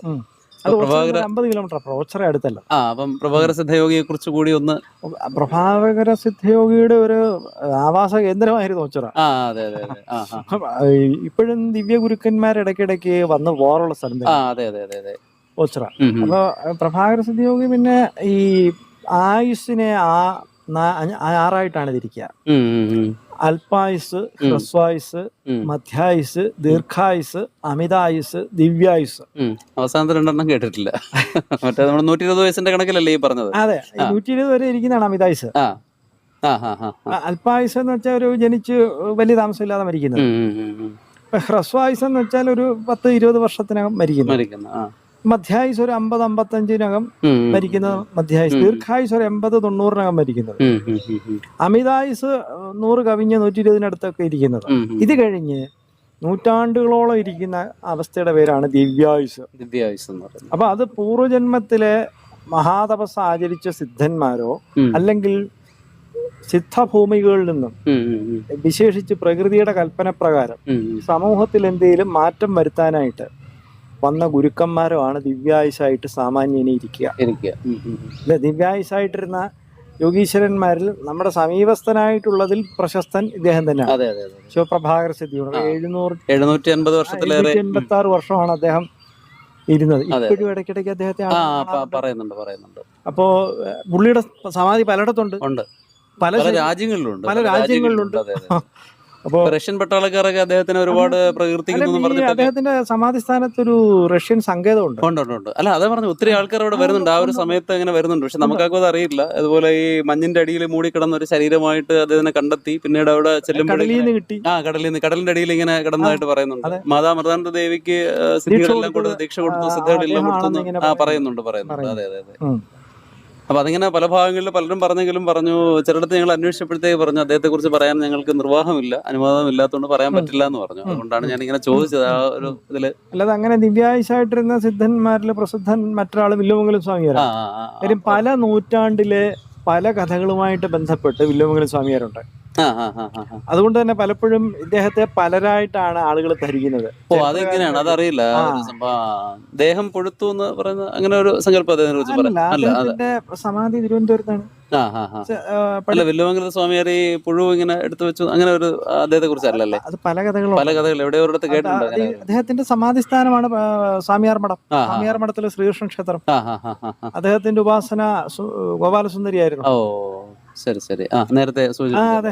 അപ്പം തിരുവനന്തപുരത്ത് പത്മനാഭസ്വാമി ക്ഷേത്രത്തിൽ പക്ഷേ ഒരുപക്ഷെ വ്യാസസങ്കല്പം ഇതുപോലുള്ള ദിവ്യായുസുകളായിരിക്കുമോ? കാരണം ഒരാളല്ല വ്യാസൻ, പല ആളുകളായിരുന്നു ഇങ്ങനെ. അല്ല, വ്യാസൻ 27 വ്യാസന്മാരുണ്ട്. അത് ഓരോ മന്വന്തരത്തിൽ ഓരോ ഒരു വ്യാസനാണ്. അല്ലാതെ ഒരു വ്യാസൻ പല ആളെന്നല്ല. അല്ല ചില ആൾക്കാർ ഇങ്ങനെ അത് ഒരാള് ഇത്രയും ബൗദ്ധിക ശേഷി ഉണ്ടാവില്ല എന്നുള്ള ഒരു ഊഹത്തിൽ പറഞ്ഞു അതിപ്പോ പോകുന്നതാണ്. എനിക്ക് പറ്റാത്തത് ഇനിരാക്കാൻ പറ്റത്തില്ല എന്ന് അതെ ദുർവാശ അതെ അതെ പിടിക്കുന്നു. അതെ അതെ. മറ്റേ ഇത് കേട്ടിട്ടുണ്ട്, ഓരോ മന്വന്തരത്തിൽ നമുക്ക് ഇങ്ങനെ ഓരോ ഇത് അപ്പൊ ഇപ്പൊ പറയുന്നുണ്ട്. നമ്മുടെ വ്യാസൻ ബാദരായണ കൃഷ്ണദ്വൈപായനൻ, അതാണ് അദ്ദേഹത്തിന്റെ പേര്. അതെ അതെ അതെ അതെ. അദ്ദേഹം അടുത്ത വ്യാസനായിട്ട് ഇങ്ങനെ അശ്വത്ഥാമാവ്. അശ്വത്ഥാമാവ് വരും. അതെ അതെ അതുകൊണ്ടാണ് പത്മനാഭസ്വാമി ക്ഷേത്രത്തിൽ രണ്ടുപേരും ഒരുമിച്ച് പ്രതിഷ്ഠിച്ചത്. പ്രദർശിച്ചിരിക്കുന്നത്. അത് മാത്രമല്ല ചട്ടമ്പി സ്വാമികളുടെ കുറിച്ചുള്ള വ്യാഖ്യാനങ്ങളിൽ ഇതിലും അദ്ദേഹമായിട്ട് സംസാരിക്കാറുണ്ടെന്നും കടൽക്കരയിലൂടെ നടക്കാറുണ്ടെന്നും ഒക്കെ ഉള്ള ആയതുകൊണ്ട് പറയുന്നുണ്ട്. അടുത്ത മന്വന്തരത്തിലെ വ്യാസഭഗവാന്റെ പോസ്റ്റിലേക്ക് ഇരിക്കേണ്ട ആളായതുകൊണ്ട് അശ്വത്ഥാമാവ് ഘോര തപസ്സിലാണ് ഇപ്പോഴെന്നാണ് പറയുന്നത്. അതെ അതെ അതെ അതെ. അതല്ല വേറെ ചിലപ്പോ ഈ ആ ഒരു വീഡിയോ നമ്മൾ ചെയ്തപ്പോഴത്തേക്ക് നമ്മുടെ ഒരു സാറിന്റെ ഒരു പുസ്തകമുണ്ട്, ലീലാപ്രഭു എന്ന് പറഞ്ഞിട്ട് പുസ്തകം. അപ്പോൾ അദ്ദേഹം ചട്ടമ്പി സ്വാമി അതിൽ ശരിക്കും പറഞ്ഞാൽ ഒരു പരകായ പ്രവേശം പോലെ നമുക്ക് ഫീൽ ചെയ്യും. കാരണം പല സ്ഥലങ്ങളിലും അദ്ദേഹം എഴുതിയിരിക്കുന്നത് കാണുമ്പോൾ ശരിക്കും അത് ആ സാന്നിധ്യം അവിടെ ഉണ്ട്, അല്ലെങ്കിൽ അങ്ങനെ എഴുതാൻ പറ്റില്ല. അത്രയ്ക്ക് ഒരു സാറും പറഞ്ഞു അങ്ങനെ ഒരു വൈബ്രേഷൻ ഫീൽ ചെയ്തിട്ടുണ്ടെന്ന് പറഞ്ഞു. കാരണം അദ്ദേഹത്തിന് തന്നെ പറയാൻ പറ്റുന്നില്ല അതെങ്ങനെ എഴുതിയെന്നുള്ളത്. അപ്പൊ അതിനകത്ത് താഴെ ഒത്തിരി ആൾക്കാർ ഒന്ന് കമന്റ് ചെയ്തിട്ടുണ്ട്, വേറെ ചില സ്ഥലങ്ങളിലൊക്കെ ഇങ്ങനെ അശ്വത്ഥമാവ് വരുന്നതായിട്ട് ഉള്ള സങ്കല്പം പറയുന്നുണ്ട്. അതുപോലെ അടുത്ത പിന്നെ ബ്രഹ്മാവ് എന്ന് പറയുന്നത് ഹനുമൽ സ്വാമിയാണെന്ന് ഇങ്ങനെ കേട്ടു. അല്ല അങ്ങനെ കേട്ടു. മഹാബലി. അതെ അതെ, മഹാബലിയാണെന്നുള്ള ഒരു സങ്കല്പം പറയുന്നുണ്ട്. അപ്പൊ നമുക്ക് എന്തായാലും ആ ഒരു ചോദ്യം കൂടെ, അതായത് ഈ വിഗ്രഹങ്ങൾക്ക് വേണ്ടി ഉപയോഗിക്കുന്ന വസ്തുക്കൾ അതിൽ എന്തെങ്കിലും മാൻകൊമ്പ് പോലുള്ളത് പലപ്പോഴും അത് വാസ്തവത്തിൽ ദ്രാവിഡ ആരാധനാക്രമത്തിന്റെ ഭാഗങ്ങളായിട്ട് വരുന്ന ഈ മാൻകൊമ്പ് ബിംബമായിട്ട് വരുന്നത് സാമാന്യേന ശിലയോ ലോഹമോ ശിലയിലോ ലോഹത്തിലോ തീർത്ത ബിംബങ്ങൾ തന്നെയാണ്. അത് ദീർഘകാലം നിൽക്കേണ്ടതാണ് എന്നുള്ളത് കൊണ്ടും അതാണ് കൂടുതൽ പ്രിഫറബിളായിട്ട് കണ്ടുവന്നിട്ടുള്ളത്. പിന്നെ ഇത്തരം ബിംബോപാധികൾ വരുന്നത് കൂടുതലും ദ്രാവിഡ ആചരണക്രമങ്ങളുടെ ശിഷ്ടങ്ങളായിട്ടാണ്. അത് നമുക്ക് ഇനിയും മുമ്പോട്ട് ഉള്ള കാലത്ത് അത് ആ രൂപത്തിലുള്ള വിഗ്രഹങ്ങൾ പ്രതിഷ്ഠിക്കുന്നത് കുറെ കൂടെ അപ്രായോഗികമാണ്. ഇപ്പൊ ഇവിടെ കരുനാഗപ്പള്ളിക്ക് കിഴക്ക് മാറി പനക്കറ്റോട്ടിൽ എന്ന് പറയുന്ന ഒരു സ്ഥലത്ത്, പനക്കറ്റോട്ടിൽ തെക്കുംഭാഗം എന്ന സ്ഥലത്ത് പനക്കറ്റോട്ടിൽ എന്ന് പറഞ്ഞ അമ്പലത്തില് ഈ കലക്കൊമ്പാണ് ദേശബലത്തിന് ബിംബമായിട്ട് എടുക്കുന്നത്. അപ്പൊ അവിടെ 10-11 വയസ്സിൽ താഴെയുള്ള പെൺകുട്ടികളുടെ പേരെല്ലാം എഴുതി നറുക്കിട്ടെടുക്കും. ആ കുട്ടിയാണ് ദേവീ പ്രതിരൂപമായിട്ട് ദേശബലത്തിന് എഴുന്നള്ളിക്കുന്നത്. അപ്പൊ ആ കുട്ടി ഈ കലക്കൊമ്പ പിടിച്ചൊപ്പം വേണം. അപ്പം അത്തരം ബിംബോപാധികള് ദ്രാവിഡ ആചരണ ശിഷ്ടങ്ങൾ മാത്രമാണ്. നമുക്കത് മുമ്പോട്ടുള്ള കാലത്ത് അത് അപ്രായോഗികമോ. അപ്പോൾ നമ്മുടെ ഭാരതത്തിൻ്റെ ജീവിതക്രമം എന്ന് പറയുന്നത് എത്ര കൃത്യമായിട്ട് ചിട്ടപ്പെടുത്തിയ ഒരു സംഭവമാണെന്നുള്ളത് നമ്മൾ കൂടുതൽ അറിയുന്തോറും ഇങ്ങനെ മനസ്സിലാക്കി വരാമെന്നുള്ളതാണ്. പക്ഷേ എങ്കിലും നമ്മുടെ കയ്യിൽ നിൽക്കുന്നില്ല, ഒരു ജന്മം കൊണ്ടൊന്നും നമുക്ക് ഒരിക്കലും മനസ്സിലാക്കി എടുക്കാൻ പറ്റുന്നില്ല. ഇപ്പോൾ ഷോഡശ സംസ്കാരം പറയുന്നുണ്ട്. അതുപോലെ പിന്നെ തന്ത്രശാസ്ത്രം എന്ന് പറയുന്ന ഒരു ഇതിനെക്കുറിച്ച് നമ്മൾ പറയുന്നുണ്ട്. അപ്പോൾ എത്രത്തോളം തീവ്രമായിട്ട് നമ്മൾ മനസ്സിലാക്കാൻ ശ്രമിക്കുന്തോറും അത് കൂടുതൽ ഇങ്ങനെ മുറുകിക്കൊണ്ടുവരുന്ന ഒന്നായിട്ടാണ് തന്ത്രയെക്കുറിച്ച് കേൾക്കുന്നത്. പക്ഷെ പലപ്പോഴും തന്ത്ര എന്ന് പറയുന്നത് നമുക്കൊരു അവിശുദ്ധ ബന്ധമാണ് സാധാരണയായിട്ട് കൽപ്പിക്കപ്പെടുന്നത്. തന്ത്ര എന്ന് പറയുമ്പോൾ ഓഷോ എന്ന് പറഞ്ഞ ചിന്ത ഉടനെ വരുന്നു. അതിൽ തന്നെ നമ്മൾ ഈ സെക്ഷുവാലിറ്റി എന്ന് പറയുന്ന ഒരു കോൺസെപ്റ്റ് വരുന്നു, യോനി പൂജ എന്ന് പറയുന്നൊരു സങ്കല്പം വരുന്നു. അപ്പോൾ ഇതിൽ തന്നെ തന്ത്ര യഥാർത്ഥത്തിൽ മഹാഭൈരവ തന്ത്ര ആ ഒരു ഇതിനകത്ത് പിന്നെ രഹസ്യങ്ങളിലേക്കുള്ള ഒരു വിലയനമാണ് എന്ന് ഒരു വ്യാഖ്യാനം കൂടി അതിനകത്ത് ഓഷോ ഒരു ബുക്കിൽ പറയുന്നുമുണ്ട്. അപ്പോൾ ഈ തന്ത്ര യഥാർത്ഥത്തിൽ എന്താണ്? സിമ്പിളായിട്ടൊരു ചോദിച്ചു കഴിഞ്ഞാൽ എന്താണ് തന്ത്ര? നമ്മൾ നേരത്തെ പറഞ്ഞു സയൻസ് ഓഫ് ടെമ്പിൾസ് അല്ലെങ്കിൽ എല്ലാത്തിൻ്റെയും സയൻസ് ആണെന്ന് പറയുന്നെങ്കിലും തന്ത്ര യഥാർത്ഥത്തിൽ എന്താണ്? തന്ത്രശാസ്ത്രം എന്നത് ഉള്ളിൽ സംഭവിക്കുന്ന യോഗ പ്രക്രിയകളുടെ പ്രകടാവിഷ്കരണമാണ് തന്ത്രം. കുണ്ഡലിനി ഉള്ളിൽ ഉണർന്ന് ഉള്ള ശേഷമുള്ള ഗതിവിഗതികളുടെയും ആനുഭൂതിക തലങ്ങളുടെയും പ്രത്യക്ഷ പ്രകടീകരണമാണ് തന്ത്രം. അതാണ് ഒറ്റവാക്യത്തിൽ അതിൻ്റെ വ്യാഖ്യാനം. അപ്പോൾ കൗളം എന്നുള്ള പദവും അങ്ങിപ്പോൾ ചോദിച്ച പോലെ പലപ്പോഴും തെറ്റിദ്ധരിക്കപ്പെട്ടത് ദുർവ്യാഖ്യാനം ധാരാളം ഉള്ളതും. അല്ല, കൗളത്തെക്കുറിച്ച് ചില ആൾക്കാർ പറയുന്നുണ്ട്, അതായത് നമുക്ക് ഒരിക്കലും ചിന്തിക്കാൻ കഴിയാത്ത തരത്തിലുള്ള കാര്യങ്ങളാണ് അവർ ചെയ്യുന്നത് എന്നുള്ള രീതിയിൽ. അതെനിക്ക് ശരിയാണോ തെറ്റാണോ എന്ന് എനിക്കറിയില്ല. അത് ഈ പ്രത്യേകമായ രീതിയിലുള്ള ചില പൂജകളിൽ പിന്നെ അറിയാലോ നിഷിദ്ധമായ പല സാധനങ്ങൾ അവർ ഉപയോഗിക്കുന്നുവെന്നും ഒക്കെ പറയാറുണ്ട്. കൗളം എന്നുള്ള പദം കുലം എന്നുള്ള പദത്തിൽ നിന്നാണ്. കുലത്തോട് ബന്ധപ്പെട്ടത് കൗളം. കൗലം എന്നുള്ളത് ലളയോരഭേദ, ലായും തിരിച്ചും മറിച്ചും പ്രയോഗിക്കാവുന്ന സംസ്കൃതത്തിലെ നിയമം. അതുകൊണ്ട് കൗലം എന്നുള്ളത് കൗളം എന്ന് പ്രയോഗിക്കുന്നു. അപ്പോൾ കുലത്തോട് ബന്ധപ്പെട്ടത് കൗലം അഥവാ കൗളം. കുലം എന്നാലോ കു ലീയതേ ഇതി കുലം. കു എന്നാൽ ഭൂമി. ഭൂമി ലയിച്ചിരിക്കുന്നതെന്തോ അത് കുലം. അത് പ്രത്യക്ഷാർത്ഥത്തിൽ ഭൗമസമ്പത്ത്, ഭൂമി ധാരാളമുള്ള വംശം, ഭൂമി സമ്പത്ത്, അതായത് എസ്റ്റേറ്റോ മറ്റു കാര്യങ്ങളൊക്കെ ഉള്ള വംശം എന്ന് പ്രത്യക്ഷാർത്ഥം. പക്ഷേ തന്ത്രത്തിൽ അതിൻ്റെ അർത്ഥം വരുന്നത്, അഥവാ ആധ്യാത്മികതയിൽ കുലത്തിൻ്റെ അർത്ഥം വരുന്നത് മൂലാധാരം എന്നാണ്. അതായത് ഭൂതത്വം ലയിച്ചിരിക്കുന്ന സ്ഥലം. കുലീയതേ കുലീയതേ ഇതി കുലം. ഭൂമി ലയിച്ച സ്ഥലം എന്തോ അത് കുലം, മൂലാധാരം. കുലീയതേ ഇതി കുലം. അപ്പം കുണ്ഡലിനിയുടെ ദീക്ഷയും അതിൻ്റെ സൂക്ഷ്മമായിട്ടുള്ള ഉപാസനക്രമവും ആണ് ശരിക്കും കൗളം. അപ്പോൾ കൗളം എന്ന് സാമാന്യേന വിവക്ഷിക്കുന്നത് മകാരപഞ്ചകം ചേർത്തുള്ള ഉപാസനാക്രമത്തെയാണ്. അപ്പം അത്തരം ഉപാസനകൾ കൊണ്ട് ഫലസിദ്ധി ഉണ്ടെന്നോ ഇല്ലെന്നോ ഞാൻ പറയുന്നില്ല. ഞാൻ ചെയ്തിട്ടില്ലാത്തതുകൊണ്ട് എനിക്കത് പറയാൻ അധികാരമില്ല. ഉണ്ടാവാം, ഇല്ലാതെയാവാം, എനിക്ക് സമ്മതമല്ല. എൻ്റെ ഗുരുക്കന്മാർ ആ പദ്ധതിക്കാരല്ലാത്തതുകൊണ്ട് ഞാനത് ചെയ്യുന്നുമില്ല, എനിക്ക് സമ്മതവുമല്ല. അപ്പോൾ പക്ഷെ കൗളം എന്നുള്ള പദത്തിന് ശരിക്കും അർത്ഥം കുണ്ഡലിനി ദീക്ഷ കിട്ടിയ സാധകൻ്റെ ഉപാസനയാണ് അതിൻ്റെ ആക്ച്വൽ അർത്ഥം. അപ്പം അത് മകാരപഞ്ചകം ചേർത്തുള്ള പൂജകൾ ആണ് കൗളം എന്ന് സാമാന്യേന ഇപ്പം വിവക്ഷിക്കപ്പെടുന്നത്. അത് എത്രമാത്രം ശരിയാണ് എന്നുള്ളത് ശക്തമായ സംശയത്തിന് അവകാശമുള്ളതാണ്. എത്രയാണ് നമുക്ക് അതിനെക്കുറിച്ച് ചുരുക്കി പറയാൻ പറ്റുന്നത്. കാരണം ഈ ചില സ്ഥലങ്ങളിലൊക്കെ നമ്മുടെ ഈ പ്രപഞ്ചത്തിൻ്റെ അധികാരം പിടിക്കുന്നതിന് വേണ്ടി ഇങ്ങനെ ദേവി ഉപാസന, അപ്പോൾ അതിൽ ഇവർ കൂടുതലായിട്ട് തന്ത്ര എന്ന് പറയുന്ന പദം പലപ്പോഴും ഉപയോഗിക്കുന്നുണ്ട്. താന്ത്രിക് സെക്സ് എന്ന് പറഞ്ഞൊരു കോൺസെപ്റ്റ് തന്നെ പലപ്പോഴും പറഞ്ഞു കേട്ടിട്ടുണ്ട്. അപ്പോൾ അതാണ് ഞാൻ ചോദിച്ചത്, യഥാർത്ഥത്തിൽ അങ്ങനെ ഒരു സങ്കല്പം യഥാർത്ഥത്തിൽ എന്താണ്? അത് ഭൈരവ തന്ത്രത്തിലാണ് വാസ്തവത്തിൽ. അത് വീരോപാസനയാണ്. ഉപാസനകളെ മൂന്നായിട്ട് തിരിക്കും: ദിവ്യം, വീരം, പശു. ദിവ്യം എന്നുള്ളത് ഈ മുമ്പേ പറഞ്ഞ പോലെ സമൂഹത്തിലോ അല്ലെ രാഷ്ട്രത്തിലോ അല്ലെ ഭൂമിയിൽ മൊത്തമായിട്ട് തന്നെയോ എന്തെങ്കിലും വിശേഷ ദൗത്യവുമായിട്ട് സൂക്ഷ്മലോകങ്ങളിൽ നിന്നും ദിവ്യഭൂമികളിൽ നിന്നും വരുന്ന ഗുരുക്കന്മാർ അവരുടെ സാധനയാണ്. അത് മറ്റൊരാൾക്ക് അനുകരിക്കാൻ പറ്റില്ല. ബോൺ ഇനിഷ്യേറ്റഡ് ആയിട്ടുള്ള ആൾക്കാരുടെ സാധനയാണ് അത് ദിവ്യം. വീരം എന്നുള്ളത് പൂർവജന്മങ്ങളിൽ മഹാതപസ്സുകൾ ആചരിച്ച് അല്പം മാത്രം ദൂരം ആത്മസാക്ഷാത്കാരത്തിലേക്ക് എടുക്കാവുന്നവർക്ക്, സാക്ഷാത്കാരത്തിലേക്കുള്ളവർക്ക് എടുക്കാവുന്ന ഒരു ഷോർട്ട് കട്ടാണ് വീരസാധന. അതിൽ വരുന്നതാണ് അഘോരം, ഭൈരവം, കാപാലികം തുടങ്ങിയിട്ടുള്ള സാധനാക്രമങ്ങൾ. ഇത് പക്ഷേ 1,00,000 സാധകർ ജനിക്കുമ്പോൾ, ജനങ്ങളല്ല സാധകർ ജനിക്കുമ്പോൾ അതിലൊരാളെ വീരസാധനയ്ക്ക് അവകാശമായിട്ട് വരുള്ളൂ. അപ്പം പശു സാധന എന്ന് പറയുന്നത് കർമ്മപാശത്താൽ ബന്ധിതരായ സാമാന്യക്കാർക്ക് ആചരിക്കാൻ പറ്റുന്ന സാധനയുടെ പേരാണ് പശു സാധന എന്ന് പറയുമ്പോൾ സാധാരണ ജനങ്ങൾക്ക് വേണ്ടി ഉള്ള സാധനാക്രമങ്ങൾ. അതിൽ ഏതൊക്കെയാണ് വരുന്നത്? അത് സാമാന്യനുള്ള ബാക്കി എല്ലാ സാധനവും അതിനകത്ത് വരും. ഈ തന്ത്രത്തിന്റെ ഷഡ്വിഭാഗങ്ങളും വൈദികവും എല്ലാം അതിനകത്ത് വരും. യോഗവും എല്ലാം അതിനകത്ത് വരും. തന്ത്രശാസ്ത്രത്തിന്റെ മോക്ഷം തന്നെ. തന്ത്രശാസ്ത്രത്തിന്റെ ഇങ്ങനെ പൂർവ്വജന്മത്തിലെ മഹാസാധകർക്ക് എടുക്കാവുന്ന ഒരു ഷോർട്ട് കട്ടാണ് വീരം. ആ വീരസാധനങ്ങളിൽ പെട്ടതിൽ ഒന്നാണ് ഭൈരവതന്ത്രം, ഭൈരവ സാധന. ഭൈരവ സാധനയിൽ വരുന്നതാണ് ഈ രതി. അത് ഞാൻ പറഞ്ഞില്ലേ, 1,00,000 പേരിൽ ഒരാളാണ് അങ്ങനെ ജനിക്കുക. അതൊന്നും കോമൺ പ്രാക്ടീസേ അല്ല. സാധാരണ തന്ത്രങ്ങൾ ഉണ്ട്, അത്രേ ഉള്ളൂ. അത്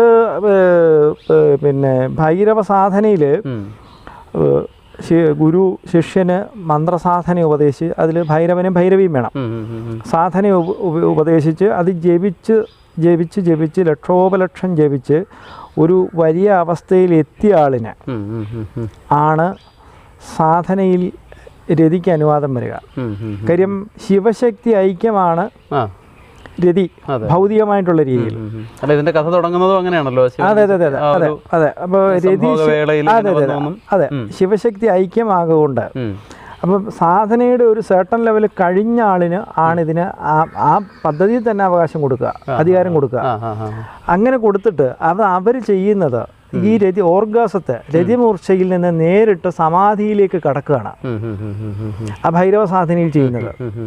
അപ്പം നേരിട്ട് സമാധിയിലേക്ക് അപ്പം അങ്ങനെ കടക്കാൻ പാകത്തിന് രതിമൂർച്ചയെ നേരിട്ട് സമാധിയിലേക്ക് വലിച്ചു നീട്ടാൻ ശക്തനായ മഹാസാധകനായിരിക്കണം താന്ത്രിക രതി ആചരിക്കുന്നയാള്. അതെ അതെ. അപ്പൊ ഈ അഘോരികളുടെ ഇടയിലും ഇങ്ങനെ വർഷത്തിലൊരിക്കലൊരു അഘോരികളുടെ ഇടയിൽ രത്യാചരണം സാധനയുടെ ഭാഗമായിട്ടില്ല. പക്ഷെ അവരിങ്ങനെ ഒരു വിചിത്രമായ ഒരു ആചരണം ഉണ്ട് ഇല്ല. അത് മറ്റേ റോബർട്ട് ഡി സബോർഡയുടെ അഘോര എന്ന് പറയുന്ന വർക്കുണ്ട്, അതിൽ വളരെ വിശദമായിട്ട് പറയുന്നുണ്ട്. ഞാൻ എം കെ രാമേന്ദ്ര സാറിന്റെ പുസ്തകത്തിൽ അതെന്തോ അദ്ദേഹം അങ്ങനെ എഴുതി എന്തുകൊണ്ടാണെന്ന് എനിക്കറിയത്തില്ല. അഘോര എന്ന് പറയുന്ന 2 വോളിയുള്ള ഒരു ബുക്കുണ്ട് റോബർട്ട് ഡി സബോർഡയുടെ.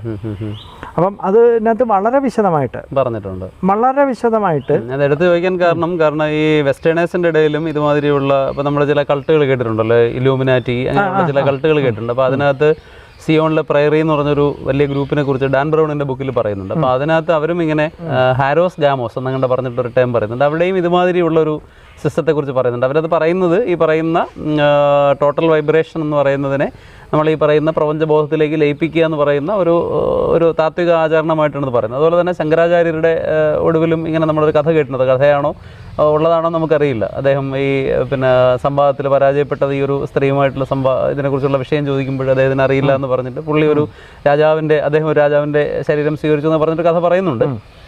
അപ്പോൾ അതും അപ്പോൾ ഇത് ശരിക്കും പറഞ്ഞാൽ ഇതൊരു തെറ്റ് എന്നുള്ളതിനേക്കാൾ കൂടുതൽ പ്രപഞ്ചബോധത്തിലേക്ക് വിലയനം അങ്ങ് പറഞ്ഞതുപോലെ ഈ മൂർച്ചയ്ക്ക് ശേഷമുള്ള ഒരു മഹാസമാധിയിലേക്ക് വളർത്താൻ അഥവാ അതിലേക്ക് ആ രതിമൂർച്ചയിലുന്ന അവസ്ഥയെ ഉന്നതമായ സമാധി അവസ്ഥയായിട്ട് നീട്ടിക്കൊണ്ടുപോകാൻ ശക്തനായ സാധകനാണ് അത്തരം ഉപാസനയ്ക്ക് അധികാരിയായിട്ടുള്ളത്.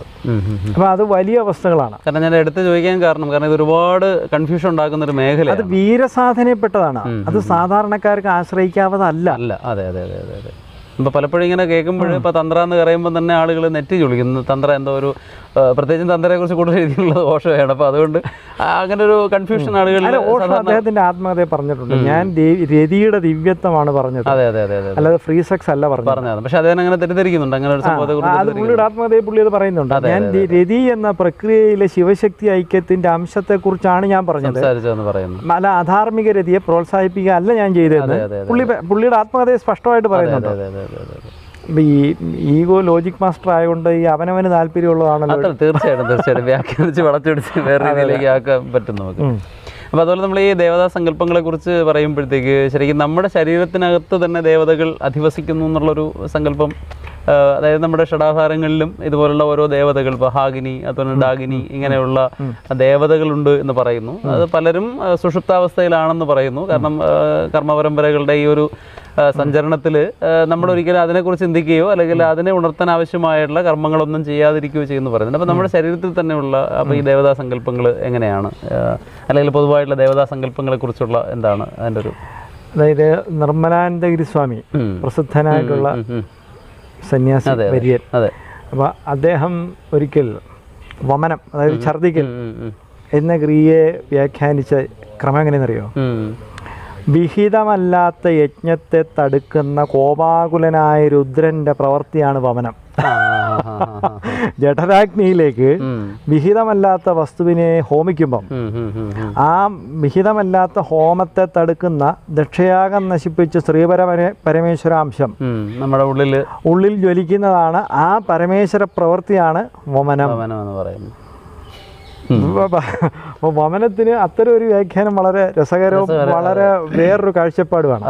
അപ്പം അത്തരം ധർമ്മങ്ങൾ നിർവഹിക്കുന്ന ദേവതാംശങ്ങൾ എമ്പാടും ഉണ്ട് ദേഹത്ത്. അത് നമുക്ക് ഉപാസനയ്ക്ക് ആവശ്യമില്ല തന്നെ. അത് ചില ആളുകൾ തെറ്റിദ്ധരിക്കും. കാരണം വെച്ച് കഴിഞ്ഞാൽ ഈ മോശമായ പലതും കഴിച്ചിട്ട് ഛർദ്ദിക്കാതിരിക്കുന്നവർ വിചാരിക്കുന്ന ഇതൊക്കെ അവർ പരമേശ്വരൻ സ്വീകരിച്ചു തെറ്റിദ്ധരിക്കാനുള്ള സാധ്യത. പറയണം, അങ്ങ് പറഞ്ഞു വന്നത്. അപ്പം അത്തരം ദേവതാംശങ്ങളുടെ ചൈതന്യം നിത്യനിരന്തരമായിട്ട് പ്രവർത്തിച്ചുകൊണ്ട് തന്നെയാണ് ദേഹത്തിലിരിക്കുന്നത്. അതിന് വിശേഷിച്ചു അത് നിത്യനിരന്തരമായിട്ട് സമ്യക്കായിട്ട് പ്രവർത്തിക്കാൻ വേണ്ടത് പ്രകൃതി നമുക്ക് വിധിച്ച സമ്യക് ജീവിതക്രമത്തിൽ ജീവിക്കൽ മാത്രമാണ്. അത് നമുക്ക് വിധിച്ച ഭക്ഷണം കഴിക്കുക, നമുക്ക് വിധിച്ച സമയത്ത് വിശ്രമിക്കുക, വിധിച്ച സമയത്ത് ഉണരുക, വിധിച്ച പ്രക്രിയകൾ ചെയ്യുക. ഇങ്ങനെ അമ്മ മഹാമായ മഹാപരമേശ്വരി എന്തൊക്കെയാണോ നമ്മുടെ ധർമ്മങ്ങളായിട്ട്, നമ്മുടെ ചര്യകളായിട്ട്, നമ്മുടെ റൊട്ടീൻസായിട്ട് പറഞ്ഞത് അതൊന്ന് ചെയ്താൽ മാത്രം മതി. വേറെ ഒന്നും അത്തരം ദേവതകളെ ഉദ്ദീപിപ്പിക്കാൻ വേണ്ടതില്ല. ഇതിന്റെ ലംഘനത്തിൽ അത്തരം ദേവതകളുടെ പ്രവൃത്തിയും ലംഘിക്കപ്പെടും. നമ്മൾ അതിനെ ഒരു ബയോളജിക്കൽ ക്ലോക്ക് എന്നുള്ള ടൈപ്പിൽ വേണേ സയൻസിന്റെ രീതിയിൽ സമീപിക്കാം. അപ്പോൾ മൊത്തത്തിൽ എത്ര ദേവതകളുണ്ട്, അങ്ങനെ എന്തെങ്കിലും കണക്കുണ്ടോ ഒരു മനുഷ്യ ശരീരത്തിനുള്ളിൽ? ഇങ്ങനെ അനേക കോടി. അപ്പോൾ ഈ 30 മുക്കോടി എന്ന് പറയുന്നൊരു, അങ്ങനെ അത് വെറുതെ പറയുന്നൊരു പദമാണോ അതോ യഥാർത്ഥത്തിൽ അത്രയും? 30 മുക്കോടി എന്ന് പറയുന്നത് വെറുതെ പറയുന്നതല്ല, ലളിതമായിട്ട് പറയുന്നതാണ്. അല്ല, ശരിക്കും അത്ര തന്നെയാണോ? തീർച്ചയായിട്ടും അസംഖ്യമാണ് സൂക്ഷ്മദേവതകൾ. അപ്പൊ ഈ ഓരോ വ്യക്തിയുടെ ഉള്ളിലും ഇതെല്ലാം ഉണ്ട്. ബ്രഹ്മാണ്ടത്തിന്റെ പരിച്ഛേദം തന്നെയാണ് പിണ്ഡാണ്ടം. അതെ. അപ്പൊ നമുക്കുള്ളിൽ ഇവരെല്ലാം ഉണ്ട്. ബ്രഹ്മ തത്പിണ്ഡ. അതെ. അപ്പൊ ഇതിൽ ഈ ഡാഗിനി എന്ന് പറഞ്ഞ ദേവത, അതുപോലെ തന്നെ ഹാഗിനിമാർ ഇടപിങ്കളകളുടെ സൂചനകളാണ്. മുഖ്യമായിട്ട് അവരെ പരാമർശിക്കപ്പെടുന്നത് ഇട പിങ്കള അതിന്റെ ദേവതകളായിട്ടാണ്. നമ്മുടെ ഉണർവിന്റെയും പിന്നെ നമ്മുടെ പുതിയ ഇതിലേക്ക് പോകാനുള്ള ആത്മസാക്ഷാത്കാരത്തിന്റെയും ദേവതകളായിട്ട് നമുക്ക് അവരെ കാണാവുന്നതാണ്. അതെ, അത് ചിന്നമസ്ത. അപ്പൊ ആ ഒരു സങ്കല്പം കൂടെ പറഞ്ഞു. പലപ്പോഴും അതിങ്ങനെ കേട്ടിട്ടുണ്ട്, ചിന്നമസ്ത എന്ന് പറയുന്നൊരു സങ്കല്പം, സ്വന്തം തല തന്നെ എടുത്ത് ഇങ്ങനെ വെക്കുന്ന ഒരു. അപ്പൊ അതിന്റെ കഥയായിട്ട് പറയുന്നത് ശ്രീപാർവതി ഹാഗിനി എന്ന തോഴിമാരോടുകൂടി പുഴക്കരയിലേക്ക് പോയപ്പോൾ അവർക്ക് ദാഹിച്ചിട്ട് ഭക്ഷണം കൊടുക്കാനായിട്ട് തൽക്കാലം കയ്യിലൊന്നും ഇല്ലാഞ്ഞിട്ട് സ്വശിരസ് ഛേദിച്ച് രക്തധാരയെ ഇവർക്ക് കുടിക്കാൻ കൊടുത്തു എന്നും അതിലൊരു രക്തധാര സ്വമുഖം കൊണ്ട് താൻ തന്നെ സ്വീകരിച്ചു എന്നും 3 രക്തധാര പുറപ്പെട്ടു. ഇത് ശിരച്ഛേദനം വാസ്തവത്തിൽ തുര്യാതീത ദീക്ഷയാണ്. തന്ത്രശാസ്ത്രത്തിൽ ശിരച്ഛേദനം എവിടെയൊക്കെ ഉണ്ടായിട്ടുണ്ടോ അതെല്ലാം തുര്യാതീത ദീക്ഷയുടെ സൂചനയാണ്. പരശുരാമസ്വാമി അമ്മയുടെ ശിരസ് ഛേദിച്ചു എന്ന് പറയുന്നതും അമ്മയ്ക്ക് തുര്യാതീത ദീക്ഷ കൊടുത്തു എന്നാണ്, അല്ല അമ്മയെ കൊന്നല്ല. അപ്പം പരശുരാമ ഭഗവാൻ വാസ്തവത്തിൽ പരശുരാമ കഥയിൽ കൂടി വ്യാസഭഗവാൻ പറഞ്ഞു വെക്കുന്ന യോഗ വിഷയം എങ്ങനെയാ കഥ? രേണുകാദേവി പുഴയിൽ കുളിക്കാൻ പോയപ്പോൾ ആകാശത്തുകൂടി, പുഴയിൽ കുളിക്കാനും വെള്ളം എടുക്കാനായിട്ട് പോയപ്പം ആകാശത്തുകൂടി പോയ ഗന്ധർവന്മാരുടെ നിഴല് വെള്ളത്തിൽ വീണിട്ട് അവരുടെ സൗന്ദര്യം കണ്ട് ഭ്രമിച്ചു നിന്നും ജമദഗ്നി മഹർഷി ഭർത്താവ് എന്തുകൊണ്ടാണ് വൈകുന്നതെന്ന് ദിവ്യദൃഷ്ടിയാൽ കണ്ടിട്ട് മക്കളോട് ശിരസ് ഛേദിക്കാൻ പറഞ്ഞു എന്നും പരശുരാമൻ ഉത്തരവ് സ്വീകരിച്ചു എന്നും എന്താ വരം ചെയ്യേണ്ടതെന്ന് ചോദിച്ചപ്പോൾ ശിരസ് പുനഃസ്ഥാപിക്കാൻ പറഞ്ഞു എന്നാണല്ലോ കഥ. ഇത് വാസ്തവത്തിൽ ഒരു യോഗ പ്രക്രിയയാണ് അവിടെ പറയുന്നത്. നദി എന്നുള്ളത് കുണ്ഡലിനിയുടെ ഒഴുക്കാണ്, സുഷുമ്നയാണ് ആ നദിയായിട്ട് അവിടെ വർണ്ണിക്കുന്നത്. ആകാശത്തിൽ കൂടി പോയ ഗന്ധർവന്റെ സൗന്ദര്യം കണ്ട് ഭ്രമിച്ചു എന്ന് വെച്ചാൽ വിശുദ്ധിയിൽ വെച്ചുള്ള സിദ്ധികളിൽ രേണുകാദേവി ബ്ലോക്കായി നിന്നു. അപ്പൊ വിശുദ്ധി അപ്ലിഫ്റ്റ് ചെയ്ത് തുര്യാതീത ദീക്ഷ കൊടുക്കാൻ ആണ് മക്കളോട് പറഞ്ഞത്. അപ്പം അമ്മ മഹാഗുരു ആകൊണ്ട് അമ്മയുടെ ഗുരുത്വം ഏറ്റെടുക്കാൻ ബാക്കി 4 മക്കള് തയ്യാറായില്ല. എന്നാൽ പരശുരാമ ഭഗവാൻ അമ്മയ്ക്ക് തുര്യാതീത ദീക്ഷ കൊടുത്ത് മഹാസമാധിയിലേക്ക് വിലയിപ്പിച്ചതാണ്, നിർവികൽപ്പ സമാധിയിലേക്ക് വിലയിപ്പിച്ചാണ് അമ്മയുടെ ശിരസ് ഛേദിച്ചു എന്ന് പറയുന്നത്. തിരിച്ച് ശിരസ് വെച്ചു കൊടുത്തു എന്ന് പറയുന്നത് ആ നിർവികൽപ്പ സമാധിയിൽ നിന്നും മഹർഷി ഭാര്യയെ ഉണർത്തി സാമാന്യ ബോധത്തിലേക്ക് നയിച്ചു എന്നുള്ളതാണ് തിരിച്ച് ശിരസ് വെച്ചു എന്നും പറയുന്നത്. അപ്പൊ ഈ അപ്ലിഫ്റ്റിംഗ് ഇദ്ദേഹത്തിന്റെ സഹജശീലങ്ങളിൽ ഒന്നായതുകൊണ്ടാണ് തിരുവല്ലത്ത് പരശുരാമസ്വാമി ക്ഷേത്രത്തിൽ ബലിയിടുന്നതും പരശുരാമ സന്നിധിയിൽ ഈ പിതൃക്കൾക്ക് ഭഗവാന്റെ അനുഗ്രഹത്താൽ അപ്ലിഫ്റ്റിംഗ് ഉണ്ടാകാൻ വേണ്ടി അതുകൊണ്ടാണ് പരശുരാമ സന്നിധിയിൽ ബലിയിടുന്നതും. ക്ഷേത്രത്തിനകത്ത്, ക്ഷേത്രമുണ്ട് അവിടെ മാത്രമേ ഉള്ളൂ, മതിൽക്കെട്ടിന് തന്നെ പുറത്തല്ലേ. ഇത് ക്ഷേത്രത്തിന്റെ 4 അമ്പലത്തിനകത്താണ് അതിന് അധികാരം പറഞ്ഞിരിക്കുന്നത്. കാര്യം പരശുരാമ സന്നിധി പരശുരാമ ഭഗവാൻ ഈ അപ്ലിഫ്റ്റിംഗ് ശീലമായതുകൊണ്ടാണ്. അപ്പോൾ ഛിന്നവസ്ഥ എന്നുള്ള തത്വം തുര്യാതീത തത്വമാണ്. ഇവിടെ പ്രതിഷ്ഠയുണ്ട് കോലഞ്ചേരിയിലുണ്ട്. എറണാകുളം കോലഞ്ചേരിയിൽ കണ്ടങ്കാവ് വാമനമൂർത്തി ക്ഷേത്രം ഒരു ഇല്ലം വകയാണ്, മംഗലത്തില്ലം എന്നൊരു ഇല്ലം വകയാണ്. അപ്പോൾ അവിടെ മുഖ്യമായിട്ട് വാമന ഭഗവാനാണ്. ഒപ്പം ഈ വാസ്തവത്തിൽ കണ്ടങ്കാവ് എന്നുള്ളത് ശിരസ് ഛേദിച്ചിരിക്കുന്ന കാവ്, അത് പ്രതിഷ്ഠ അങ്ങനെ തന്നെയാണ്. ശിരസ് കയ്യിൽ ഛേദിച്ച് പിടിച്ചിരിക്കുന്ന രൂപം തന്നെയാണ്. ഖണ്ഡാകരണം എന്ന് പറയുന്ന അത് ഖണ്ഡാകരണം ചെവിയിൽ മണി കെട്ടി തൂക്കി അങ്ങനെ ക്ഷേത്രങ്ങൾ എവിടെ കണ്ടിട്ടുണ്ട്. അത് കർണത്തിൽ ഉള്ളത് എന്നുള്ള അർത്ഥത്തിലാണ്. ഇത് ഖണ്ഡിത തെയ്യത്തിലും അങ്ങനെ ഒരു സംഭവം വരുള്ളൂ. ഖണ്ഡാകരണ ക്ഷേത്രവും ഞാൻ കണ്ടിട്ടുണ്ട്. ഞാൻ പറഞ്ഞത് ഇത് പലർക്കും അറിയത്തില്ല. ഭഗവതിയുടെ പ്രതിഷ്ഠ കേരളത്തിലുണ്ട്. പലർക്കും അറിയില്ല. അത് കോലഞ്ചേരിയിലുണ്ട്. അപ്പൊ അവിടെ ഉപദേവതയായിട്ടാണ് ഒരു കാവിന്റെ മധ്യത്ത് ദേവിയെ പ്രതിഷ്ഠിച്ചേക്കുന്നത്. ഭയപ്പെടുന്ന രൂപമായതുകൊണ്ട് പലപ്പോഴും അത് അതിനൊപ്പം ഡാഗിനി ഹാഗിനി എന്നുള്ള തോഴിമാര് രക്തധാര ആസ്വദിച്ച് നിൽക്കുന്നു. ഇത് വാസ്തവത്തിൽ ഇടപെങ്കള സുഷുമ്നകളിൽ കൂടിയുള്ള അമൃതവർഷമാണ്. നിർവികൽപ്പ സമാധിക്ക് ശേഷമുള്ള അമൃതവർഷമാണ് അവിടെ ഈ തത്വസൂചന അതിന്റെ ഈ ഛിന്നവസ്ഥയുടെ. അപ്പോൾ അതുപോലെയാണ് എവിടെയോ മുമ്പ് വായിച്ചൊരു സംഭവമാണ്. അതായത് ഈ മൃഗബലി ചില സ്ഥലങ്ങളിൽ ചെയ്യുമായിരുന്നു പറയുന്നു. സ്വാമികളൊക്കെ അതിനെതിരെ പറഞ്ഞിട്ടുണ്ടെന്നും ഒക്കെ കേട്ടിട്ടുണ്ട്. പരമഹംസരും ഒക്കെ പറഞ്ഞിട്ടുണ്ടെന്ന്. അപ്പോൾ അത് വായിച്ചത് ഇതുമാതിരിയുള്ള ഏതോ ഒരു പുസ്തകത്തിലാണ്. അത് എനിക്ക് പുസ്തകം ഓർമ്മ വരുന്നില്ല. അതിൽ ഈ മൃഗത്തിൻ്റെ കുണ്ടലിനി ശക്തിയെ ഇതുപോലെ ഉണർത്തി കൊണ്ടുവന്നിട്ട് അതിനൊരു പ്രത്യേക സ്റ്റേജിലേക്ക്, ഒരു ഡെൽറ്റ സ്റ്റേജിലേക്ക് നയിച്ചിട്ട് ഈ ഗളച്ഛേദം ചെയ്യുമ്പോൾ അതിന് ശരിക്കും പറഞ്ഞാൽ ഇതുപോലെ ഒരു അടുത്ത സ്റ്റേജിലേക്ക് അതിനെ കടത്തി വിടുന്നു എന്നൊരു ഇതും കൂടെ വായിച്ചു. അത് സാമാന്യനുള്ള ബലിസങ്കല്പങ്ങളിൽ വരുന്നതാണത്. അതായത് മൃഗത്തിന് സ്വാഭാവികമായിട്ട് പരമപദപ്രാപ്തിക്ക് അവസരമില്ലാത്തത് കൊണ്ട് ഈ ബലി കഴിക്കപ്പെടുന്ന മൃഗം ബ്രഹ്മപദത്തെ പ്രാപിക്കുന്നു എന്നുള്ള സങ്കല്പം. മൃഗബലി സംബന്ധിച്ച് തന്ത്രത്തിനൊരു നിയമമുണ്ട്. പശുവിനെ പശുപതിയാക്കാൻ ശക്തനെ പശുബലിക്ക് അധികാരിയാകുന്നുള്ളൂ എന്ന്. അതായത് ബലി കഴിക്കപ്പെടുന്ന മൃഗത്തിന്റെ ജീവനെ പശുപതിയാക്കാൻ, ബ്രഹ്മത്തിലെത്തിക്കാൻ ശക്തനായവനെ പശുബലിക്ക് അധികാരിയാകൂ എന്നാണ് തന്ത്രത്തിന്റെ നിയമം. പശുവിനെ പശുപതിയാക്കണം. അങ്ങനെയുള്ള ആളിനെ പശുബലിക്ക് അധികാരമുള്ളൂ. ഈ ഒരു നിയമം ഉള്ളത് കൊണ്ടാണ് പലപ്പോഴും ഈ ഭദ്രകാളി ക്ഷേത്രങ്ങൾ വെളിച്ചപ്പാടുറഞ്ഞാണല്ലോ ബലി കഴിക്കുന്നത്. വെളിച്ചപ്പാടുറയാന്ന് വെച്ചാൽ അദ്ദേഹം വ്യക്തിബോധത്തിൽ നിന്നും ദേവബോധത്തിലേക്ക് വളർന്ന് ദേവീബോധത്തിലേക്ക് താതാത്മ്യം പ്രാപിച്ച് നിന്ന് ചെയ്യുന്നു എന്നാണല്ലോ സങ്കല്പം. അതുകൊണ്ടാണ് പശുവിനെ പശുപതിയാക്കണം, ആ ആളിനെ പശുബലിക്ക് അധികാരമുള്ളൂ. വായിച്ചുള്ള സങ്കല്പം ശരിയാണ്. കാരണം അതിലും പറയുന്നുണ്ട് ഈ വാലിന്റെ ഭാഗത്തുനിന്ന് ഇതിനെ പ്രാണനെ ഉയർത്തി ഇവിടം വരെ കൊണ്ടുവന്ന് അതിനെ വേറൊരു മന്ത്രത്തിലേക്ക് മാറ്റിയിട്ട് അതിനെ അപ്പൊ അതിന് വേദന പോലും അറിയില്ല എന്ന് പറയുന്നുണ്ട്. വേദന അറിയാതെ അതിനെ മാറ്റുന്നു എന്നൊരു പറയുന്നുണ്ട്. അപ്പോൾ അതുകൊണ്ട് ചോദിച്ച ഒരു കൂട്ടത്തിലാണ് ഈ ദ്രാവിഡ സങ്കല്പങ്ങളിലുള്ള ക്ഷേത്രങ്ങളുണ്ട്. പ്രത്യേകിച്ചും വനദുർഗ ഇങ്ങനെയുള്ള ക്ഷേത്രങ്ങളിൽ സാധാരണയായിട്ട് ഈ ശ്രീകോവിലിന് മേലാപ്പ് കൊടുക്കാറില്ല. വനദുർഗ ക്ഷേത്രം ദ്രവീഡിയനല്ല. ആദിമ സംസ്കാരത്തിന്റെ ഭാഗമല്ലേ അത്? അല്ല, വനദുർഗ പദ്ധതികളെന്ന് പറയുന്നത് ദ്രവീഡിയനല്ല. അല്ല, അത് ട്രഡീഷണൽ തന്ത്രഗ്രന്ഥങ്ങളിൽ പറയുന്ന പദ്ധതി തന്നെയാണ്. അല്ല, വനദുർഗ ഭാവങ്ങളിൽ മേൽക്കൂടില്ലാതെ വരുന്നത്. അപ്പൊ അതും തന്നെ അതിന് മറുപടിയാണ്. വന്യത വേണം. വനദുർഗയാണല്ലോ. ആ വന്യത അവിടെ പ്രകൃതി ബന്ധം നേരിട്ട് ബിംബത്തിന് വേണം എന്നുള്ളത് നിർബന്ധമായതുകൊണ്ടാണ് നീക്കൂടില്ലാത്തത്. പക്ഷേ ദ്രവീഡിയൻ ആരാധനാക്രമം അല്ലത്. അല്ല, ഞാൻ ചോദിക്കാൻ കാരണം ചില വളരെ പ്രശസ്തമായിട്ടുള്ള ചില ക്ഷേത്രങ്ങളുണ്ട്. തിരുവനന്തപുരത്ത് തന്നെ ഉണ്ട്. ഇപ്പൊ വേങ്കമല എന്നൊരു ക്ഷേത്രമുണ്ട്, തൊഴുവൻകോട്. അപ്പൊ ഈ ക്ഷേത്രങ്ങൾ ഇത് രണ്ടും വളരെ വേങ്കമല ക്ഷേത്രം പൂർണ്ണമായിട്ടും കാണിക്കാറുണ്ട്. പൂർണ്ണമായിട്ടും ആദിദ്രാവിഡ വിഭാഗം. അല്ല, അതുകൊണ്ടാണ് ചോദിച്ചത്. ആ ഒരു സങ്കല്പം അവിടെയും ഇങ്ങനെ ഒരു ക്ഷേത്ര സങ്കല്പമുണ്ട്. അല്ല, അതിന് വിശേഷിച്ച് ഈ മന്ത്രപദ്ധതികളൊന്നും അല്ലല്ലോ, സങ്കല്പ സങ്കല്പമാണ്. അതെ, സങ്കല്പ സമർപ്പണങ്ങളുമാണ്. അപ്പൊ എന്തായാലും ഇപ്പൊ പായസം നിവേദിക്കുന്ന പായസം ഉണ്ടാക്കി അവിടെ കൊണ്ടുവച്ചിട്ട് ഭഗവതി ഇത് സ്വീകരിക്കണേ എന്ന് നേരെ അങ്ങ് പ്രാർത്ഥിക്കുകയാണ്. വേറെ ക്രിയകളൊന്നുമില്ല. പഴം കൊണ്ടുവച്ചാൽ പഴം വെച്ചിട്ട് ഇതങ്ങ് സ്വീകരിച്ചുകൊണ്ടേ നേരെ അങ്ങ് പ്രാർത്ഥിക്കുക.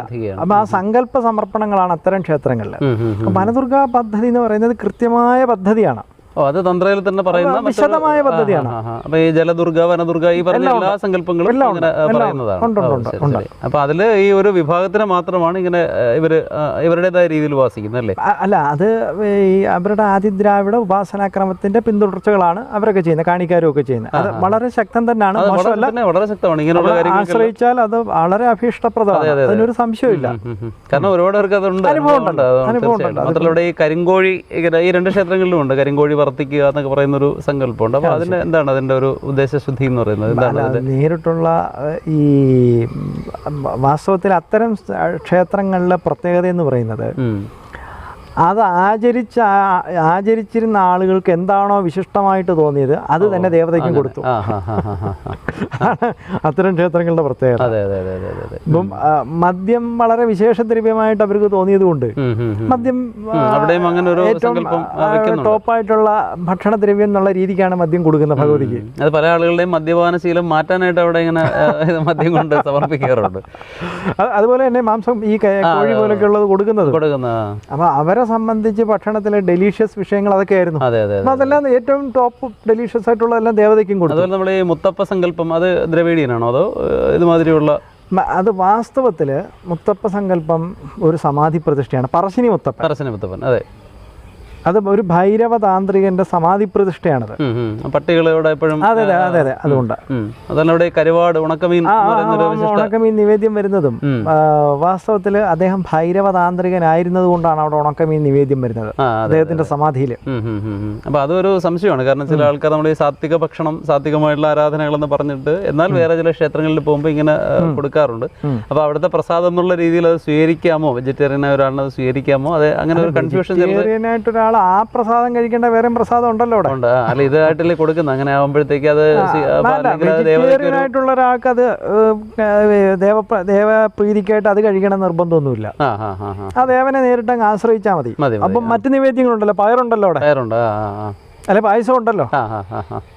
അപ്പൊ ഇതിലൊരു ഇങ്ങനെ ഒരു കൺഫ്യൂഷൻ പലപ്പോഴും ഇങ്ങനെ പറയാറുണ്ട്, ആൾക്കാർ പറയാറുണ്ട്. അല്ല, അതിപ്പം മുത്തപ്പന്റെ അടുത്ത് പോകുന്ന വെജിറ്റേറിയൻ ആയിട്ടൊരാള് മുത്തപ്പൻ പ്രീതനാവണമെങ്കിൽ ഭഗവാനെ നിവേദിച്ച ഉണക്കമീൻ കഴിക്കണം എന്ന് ഒരു നിയമവും ഇല്ല, ഒരു നിർബന്ധവും ഇല്ല. അവിടെ ഭക്തി എന്ന് പറയുന്ന ഭാവഗ്രാഹി ജനാർദ്ദന, അതായത് ഭക്തി എന്ന് പറയുന്ന വികാരത്തിന്റെ ആഴം എത്രയുണ്ടോ അതാണ് അവിടെ മുഖ്യം. ഇപ്പൊ നവരസങ്ങളിൽ ഏതിനോട് ആത്മസമർപ്പണം ചേർന്നാലും അത് ഭക്തിയാവും. 9 രസത്തോടും ആത്മസമർപ്പണം, ശക്തമായി ആത്മസമർപ്പണം ചേരുന്നതിന്റെ പേരാണ് ഭക്തി. ഈ 9 നവരസങ്ങളോടും, ഈ നവരസങ്ങളിൽ ഏതിനോടായാലും. ശരി. അല്ല, കഴിഞ്ഞ ഞാനൊരു വീഡിയോ ചെയ്തായിരുന്നു 9 ഫോൾഡ് ഭക്തി എന്ന്. ഭക്തിയുടെ തന്നെ 9 രീതികൾ അതിൽ പറഞ്ഞു. ശ്രവണം, കീർത്തനം, സ്മരണം എന്നൊക്കെ പറഞ്ഞു. പക്ഷെ ഈ ഒരു അറിവ് പുതിയൊരു അറിവാണ്. കാരണം അപ്പൊ ഈ നവരസങ്ങളിൽ ഏതിനോടും നമ്മൾ ആത്മസമർപ്പണം മനോഹരമായി വിലയിച്ചാൽ അതിന്റെ പേരാണ് ഭക്തി. ആ മാർഗത്തിലൂടെ അങ്ങനെ പോയാരെങ്കിലും അല്ല, ഭയഭക്തി. സാമാന്യനുള്ള എല്ലാ ഭക്തന്മാർക്കും ഉപാസനാമൂർത്തിയോട് ഭയം കലർന്ന ആത്മസമർപ്പണം, അത് ഭയഭക്തി. ഗോപികമാരുടെ ഭക്തി പ്രേമഭക്തി, ശൃംഗാരത്തോട് ആത്മസമർപ്പണം ചേർന്നാണ് ഗോപികമാരുടെ ഭക്തി. അപ്പം വീരത്തോട് ആത്മസമർപ്പണം ചേർന്നാണ് രാവണന്റെ ഭക്തി. അങ്ങനെ ഓരോന്നും. ഇപ്പൊ കുചേരന്റെ ഭക്തി കരുണത്തോട് ആത്മസമർപ്പണം ചേർന്നാണ്. ദുര്യോധനം പറയാനല്ലേ വീരത്തോടു കൂടിയ?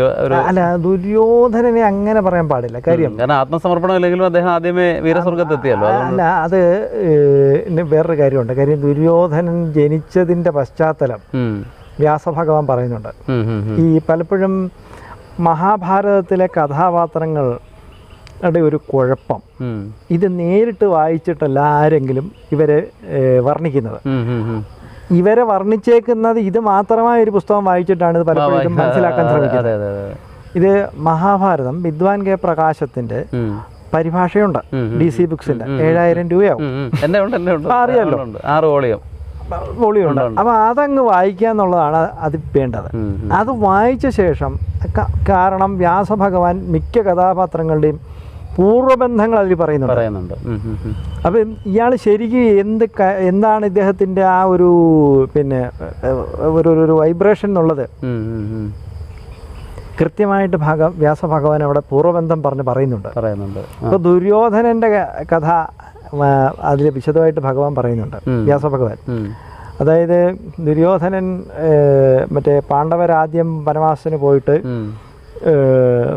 അവരെ ഒന്ന് പരിഹസിക്കാൻ വേണ്ടി ഇവരുടെ പുറകെ ചെല്ലുമ്പം ഇന്ദ്രൻ ഗന്ധർവന്മാരെ അയച്ച് ഇവരെയൊക്കെ ബന്ധിച്ച് ദുര്യോധനാദി സർവ്വ കൗരവരെയും ബന്ധിച്ച് കളയും. അപ്പോൾ ഈ അർജുനൻ ചെന്ന് ഇവരെ രക്ഷിക്കും ഗന്ധർവന്മാരിൽ നിന്ന്. രക്ഷിക്കുമ്പോൾ ദുര്യോധനൻ ആത്മഹത്യക്ക് ശ്രമിക്കുന്നുണ്ട്. പ്രായോപവേശം എന്ന് പറഞ്ഞ് ദർഭ തെക്കോട്ട് തലയായിട്ട് വിരിച്ച് ഉപവസിച്ച് മരിക്കുക, അതിൽ കിടന്ന് അത് ഈശ്വരസ്മൃതിയോടെ മരിക്കുക, അതാണ് പ്രായോപവേശം. അപ്പോൾ ദുര്യോധനൻ പ്രായോപവേശത്തിനായിട്ട് കിടന്നു, അർജുന ഭിക്ഷയായിട്ടുള്ള ജീവിതം വേണ്ടാന്ന് പറഞ്ഞിട്ട്. അപ്പോൾ പാതാള ലോകത്തു നിന്നും അസുരന്മാർ ഒരു കൃത്യയെ സൃഷ്ടിച്ച് ദുര്യോധനങ്കിലേക്ക് അയച്ച് ദുര്യോധനാത്മാവിനെ കൃത്യ അങ്ങ് തിരിച്ച് പാതാളത്തിലേക്ക് കൊണ്ടുവന്നു. പാതാളത്തിലേക്ക് കൊണ്ടുവന്നപ്പോൾ അസുരന്മാർ പറയുന്നുണ്ട്, ഭൂമിയിൽ അധർമ്മം സ്ഥാപിക്കാൻ ഞങ്ങളുടെ പ്രാർത്ഥന കൊണ്ട് ജനിച്ചതാണ് നീ നിന്റെ ധർമ്മം ചെയ്തിട്ട് വേണം വരാനായിട്ട്. നിന്റെ ധർമ്മം അധർമ്മം സ്ഥാപിക്കലാണ്. പല അസുരപ്രമാണിമാരും നിന്നെ സഹായിക്കാൻ രാജാക്കന്മാരായിട്ട് ജനിച്ചിട്ടുണ്ട്. ശ്രീകൃഷ്ണ ഭഗവാൻ വധിച്ച നരകാസുരന്റെ ആത്മാവ് യുദ്ധസമയത്ത് കർണനിൽ പ്രവേശിക്കും. അപ്പം അങ്ങനെ ഓരോന്നും കൃത്യമായിട്ട് അപ്പം അസുരന്മാരുടെ ആഗ്രഹവും ആവശ്യവും പ്രകാരം ജനിച്ച 100 അസുരന്മാരുടെ അധമത്വം കേന്ദ്രീകരിച്ച ഒരാളാണ് ദുര്യോധനൻ. അപ്പം ദുര്യോധനൻ ആ കാലത്ത് ചെയ്തതൊന്നും ഈ 2023 നടക്കുന്നില്ല. പുള്ളിക്ക് നിത്യേന ഒരു പെൺകുട്ടിയെ ഉപദ്രവിച്ച് കൊല്ലണമായിരുന്നു. നിത്യേന ഓരോ പെൺകുട്ടിയെ ഉപദ്രവിച്ച് കൊല്ലണം ദുര്യോധന. ഇപ്പൊ കിം ജോ ഉന്നിന്റെ പേരിലാണ് അങ്ങനെ പറയുന്നത്. കൊല്ലൂല്ല, പക്ഷെ അങ്ങനെ ഒരു സംഭവം പറയാറുണ്ട്. ഇത് കർണനെ പലരും മഹത്വവൽക്കരിച്ച് പറയാറുണ്ട്. ഈ ആവശ്യത്തിലേക്കായിട്ട് വിവിധ രാജ്യത്തിൽ നിന്ന് പെൺകുട്ടികളെ പിടിച്ചോണ്ട് കൊടുക്കുന്നതിൽ ഒരാൾ കർണനായിരുന്നു. പച്ചക്ക് പിമ്പിങ്. അപ്പൊ അത് പോട്ടെ, അത് നമ്മുടെ വിഷയമല്ല. ഈ മലനടയിലെ ദുര്യോധന ക്ഷേത്രം ഒരിക്കലും അല്ല, അതിപ്പം കമ്മിറ്റിക്കാരായിട്ട് ചുമ്മാ അത് അഹങ്കരിച്ച് എഴുതുന്നതാണ്. അത് ആദിദ്രാവിഡ മല അപ്പുപ്പനാണ്. അവിടെ ദുര്യോധനുമില്ല. മറ്റേ കൊട്ടാരക്കര പാങ്ങോട് ഭാഗത്തൊരു ശകുനി ക്ഷേത്രമുണ്ട്. അല്ല, ഇതിന്റെ തന്നെ കിഴക്ക് ഭാഗത്ത് ഭീഷ്മരുണ്ട്, പിന്നെ അങ്ങോട്ട് മാറിയിട്ട് കർണനുണ്ട്. ഇതൊന്നും ഈ പേരുകളുമായിട്ട് മുമ്പ് യാതൊരു ബന്ധവും ഇല്ലായിരുന്ന. ഇതെല്ലാം മലയപ്പുപ്പൻ എന്ന പേരിൽ കുറവ സമുദായത്തിന്റെ ആരാധനയിലിരുന്ന ദ്രാവിഡ ദേവതകൾ മാത്രമാണ്. ഇവർക്ക് ഇതിനു മുമ്പ് ഈ കുറവ സമുദായത്തിൽപ്പെട്ട പൂർവികർക്ക് ഇതിനു മുമ്പ് ദുര്യോധനനെന്നോ കർണനെന്നോ ശകുനിന്നോ ഉള്ള ആൾക്കാരോ ഉണ്ടായിരുന്നോ ഒരു പിടിയില്ലല്ലോ. പിന്നെ എങ്ങനെ അവരെ ആചരിക്കുന്നത്? അത് വളരെ തെറ്റായൊരു നടപടിയാണ്. കാര്യം ദുര്യോധന സങ്കല്പം എന്ന് പറയുന്നത് തമസിന്റെ മൂർത്തിയാണ്, അതൊരിക്കലും പൂജ്യമല്ല. അതിപ്പോ ഈ മലനട അമ്പലത്തിലെ പെരുവരുത്തി മലനടയില് അതിന്റെ ഊരാളന്മാരായിട്ടുള്ള കുടുംബക്കാര്, കുറവ് സമുദായത്തിലെ കുടുംബക്കാര്, അവരാണ് ശരിക്കും അവിടുത്തെ പൂജാരിമാര്. അവിടുത്തെ ആചരണത്തിന്റെ അധികാരികളും തലമുറകളായിട്ട് ആചരിച്ചു വരുന്നവര് സ്പഷ്ടമായിട്ട് പറയുന്നുണ്ട്, ഇവിടെ ഒരു ദുര്യോധനനെയും പൂജിച്ചിട്ടില്ല എന്ന് പറയുന്നുണ്ട്. പോട്ടെ, നമ്മുടെ വിഷയം അതല്ല. ശബരിമല ക്ഷേത്രത്തെ കുറിച്ചും ഇങ്ങനെ പറയുന്നുണ്ടല്ലോ, ബുദ്ധസങ്കല്പത്തെ കുറിച്ചും. അതുപോലെ തന്നെ ഈ അതിലെന്തെങ്കിലും സത്യമുണ്ടോ? അതിൽ അയ്യപ്പൻ എന്ന് പറഞ്ഞത് ഇതുപോലെ പിന്നെ പന്തളമായിട്ട് ബന്ധപ്പെട്ട ആളല്ലെന്നും താണ് ഇതിലുള്ള ഒരു അന്നത്തെ സമൂഹപ്രകാരം ഇതിലുള്ള ഒരാളായിരുന്നു, അതാണ് അയ്യപ്പൻ എന്നുള്ള പേര് വന്നതെന്നൊക്കെ പറഞ്ഞിട്ട്. പക്ഷേ ഗിരീഷ് ജി അയ്യപ്പൻ എന്ന് പറഞ്ഞാൽ എന്താണെന്നുള്ളതിനെ കുറിച്ച് വ്യക്തമായിട്ട് പറയുന്നുണ്ട്. അയ്യപ്പൻ എന്നുള്ള പദത്തിനെ വ്യാഖ്യാനിച്ച് പറയുന്നുണ്ട്. അപ്പൊ അതിലെന്തെങ്കിലും ഇതുണ്ടോ? അയ്യപ്പൻ മലയരന്മാരുടെ ദൈവമായിരുന്ന ആളിനെ ഇവരിങ്ങനെ ഇത് ചെയ്തതാണെന്ന് ഹൈജാക്ക് ചെയ്തിട്ട് വേറൊരു സങ്കല്പമാണെന്ന് പറയുന്ന ഒരു വിഷയം കൂടെ കേട്ടിട്ടുണ്ടായിരുന്നില്ലേ? മാതൃഭൂമിയിൽ എവിടെയോ അതിനെക്കുറിച്ച് വലിയൊരു ഇത് വന്നിട്ടുണ്ട്. അത് ഈ ആധുനിക ചരിത്രകാരന്മാർ തന്ത്രത്തെയും പുരാണത്തെയും വ്യാഖ്യാനിക്കാൻ പോകുമ്പോൾ ഉണ്ടാകുന്ന കുഴപ്പമാണത്. അത് ചെയ്യേണ്ടത് അറിയണമെങ്കിൽ ഒന്നാമതായിട്ട് അതിന്റെ ചരിത്ര വസ്തുതകൾ അറിയണമെങ്കിൽ പന്തളം കൊട്ടാരത്തിൽ അതിന്റെ ചരിത്ര വസ്തുതകളുണ്ട്. കാര്യം അന്ന് തീവെപ്പ് കേസ് നടന്നപ്പം ആ രേഖകളെല്ലാം കോടതി സമർപ്പിച്ച രേഖകളാണ്, അതൊക്കെ അവൈലബിളാണ്. അപ്പം അയ്യപ്പൻ എന്ന് പറഞ്ഞത് പന്തളം രാജാവിന്റെ മകനായി അവിടെ ജനിച്ചൊരു പുരുഷൻ തന്നെയാണ്. അദ്ദേഹം അവിടുത്തെ സൈന്യാധിപനായിരുന്നു. അത് ഏകദേശം 1700 വർഷത്തിന് മുമ്പ് ജീവിച്ചിരുന്ന ഒരാളാണ്. ശാസ്താവ് എന്ന് പറയുന്നത് പുരാണ പ്രതിപാദിതമായ ശിവവിഷ്ണു പുത്രനാണ്. ആ ശാസ്ത്രരൂപം പല രൂപമുണ്ട്. ബാലശാസ്താവ് കുളത്തൂപ്പുഴ പ്രതിഷ്ഠ, കൗമാരശാസ്താവ് ആര്യങ്കാവിൽ പ്രതിഷ്ഠ, യൗവന ശാസ്താവ്, മധ്യവയസ്ക ശാസ്താവ് അച്ചൻകോവിൽ, 2 ഭാര്യമാർ സഹിതം. അതും കഴിഞ്ഞ് വാർദ്ധക്യത്തിലെത്തി സന്യസിച്ച് ചിന്മുദ്ര ധരിച്ച് യോഗപട്ടം ബന്ധിച്ചിരിക്കുന്ന യോഗശാസ്താവിൻ്റെ പ്രതിഷ്ഠയാണ് ശബരിമലയുള്ളത്. ഈ യോഗമൂർത്തികൾ വേറെ ഉണ്ടല്ലോ. യോഗ നരസിംഹമൂർത്തി, പത്മനാഭസ്വാമി ക്ഷേത്രത്തിലെ പ്രതിഷ്ഠ യോഗ നരസിംഹമൂർത്തി, യോഗ ദക്ഷിണാമൂർത്തി, യോഗ ഗണപതി, ഇവരൊക്കെ ഉണ്ടല്ലോ. യോഗ ഹയഗ്രീവൻ, അതെ. അപ്പം ഇത് ബൗദ്ധ സങ്കല്പമാണെങ്കിൽ അത്തരം ദേവതാ വിഷയങ്ങളിൽ അതേ ധ്യാനം അവിടെ ആവർത്തിക്കത്തില്ലല്ലോ. അപ്പം യോഗ ഗണപതിയും യോഗ നരസിംഹവും യോഗ ഹയഗ്രീവനും യോഗ ദക്ഷിണാമൂർത്തിയും ഒക്കെ അവിടെ അത്തരം പദ്ധതികളിൽ ആവർത്തിക്കത്തില്ലല്ലോ. തീർച്ചയായിട്ടും ശാസ്ത്ര പദ്ധതിയിലെ മറ്റൊരു ധ്യാനമാണ് ഈ യോഗശാസ്താവ്. ഈ യോഗശാസ്താവിനെ ഉപാസിച്ചിരുന്ന ഒരു മഹാതാപസനാണ് അയ്യപ്പൻ. അതെ.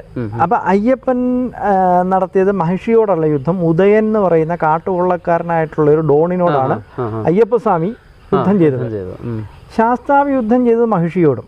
അത് പുരാണ പ്രതിപാദിത വിഷയവും. ഇത് 1700-800 വർഷം മാത്രം പഴക്കമുള്ള മനുഷ്യനുമാണ് അയ്യപ്പൻ. അദ്ദേഹത്തിന്റെ സമാധിസ്ഥാനമാണ് മണിമണ്ഡപം. ശബരിമലയിലെ പ്രതിഷ്ഠയുടെ തൊട്ട് പുറകിൽ ഭസ്മം മൂടിക്കിടക്കുന്ന മണിമണ്ഡപം അയ്യപ്പസ്വാമിയുടെ സമാധിസ്ഥാനമാണ്.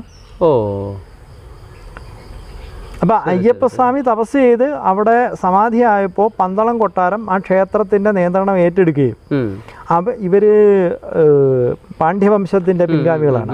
ഇവരുടെ കുലദേവത ശിവനും പാർവതിയാണ്. അപ്പൊ ഇവരുടെ കുലദേവതയായ മധുര മീനാക്ഷിയെ അവിടെ പ്രതിഷ്ഠിച്ചാണ് മാളികപ്പുറത്തമ്മ.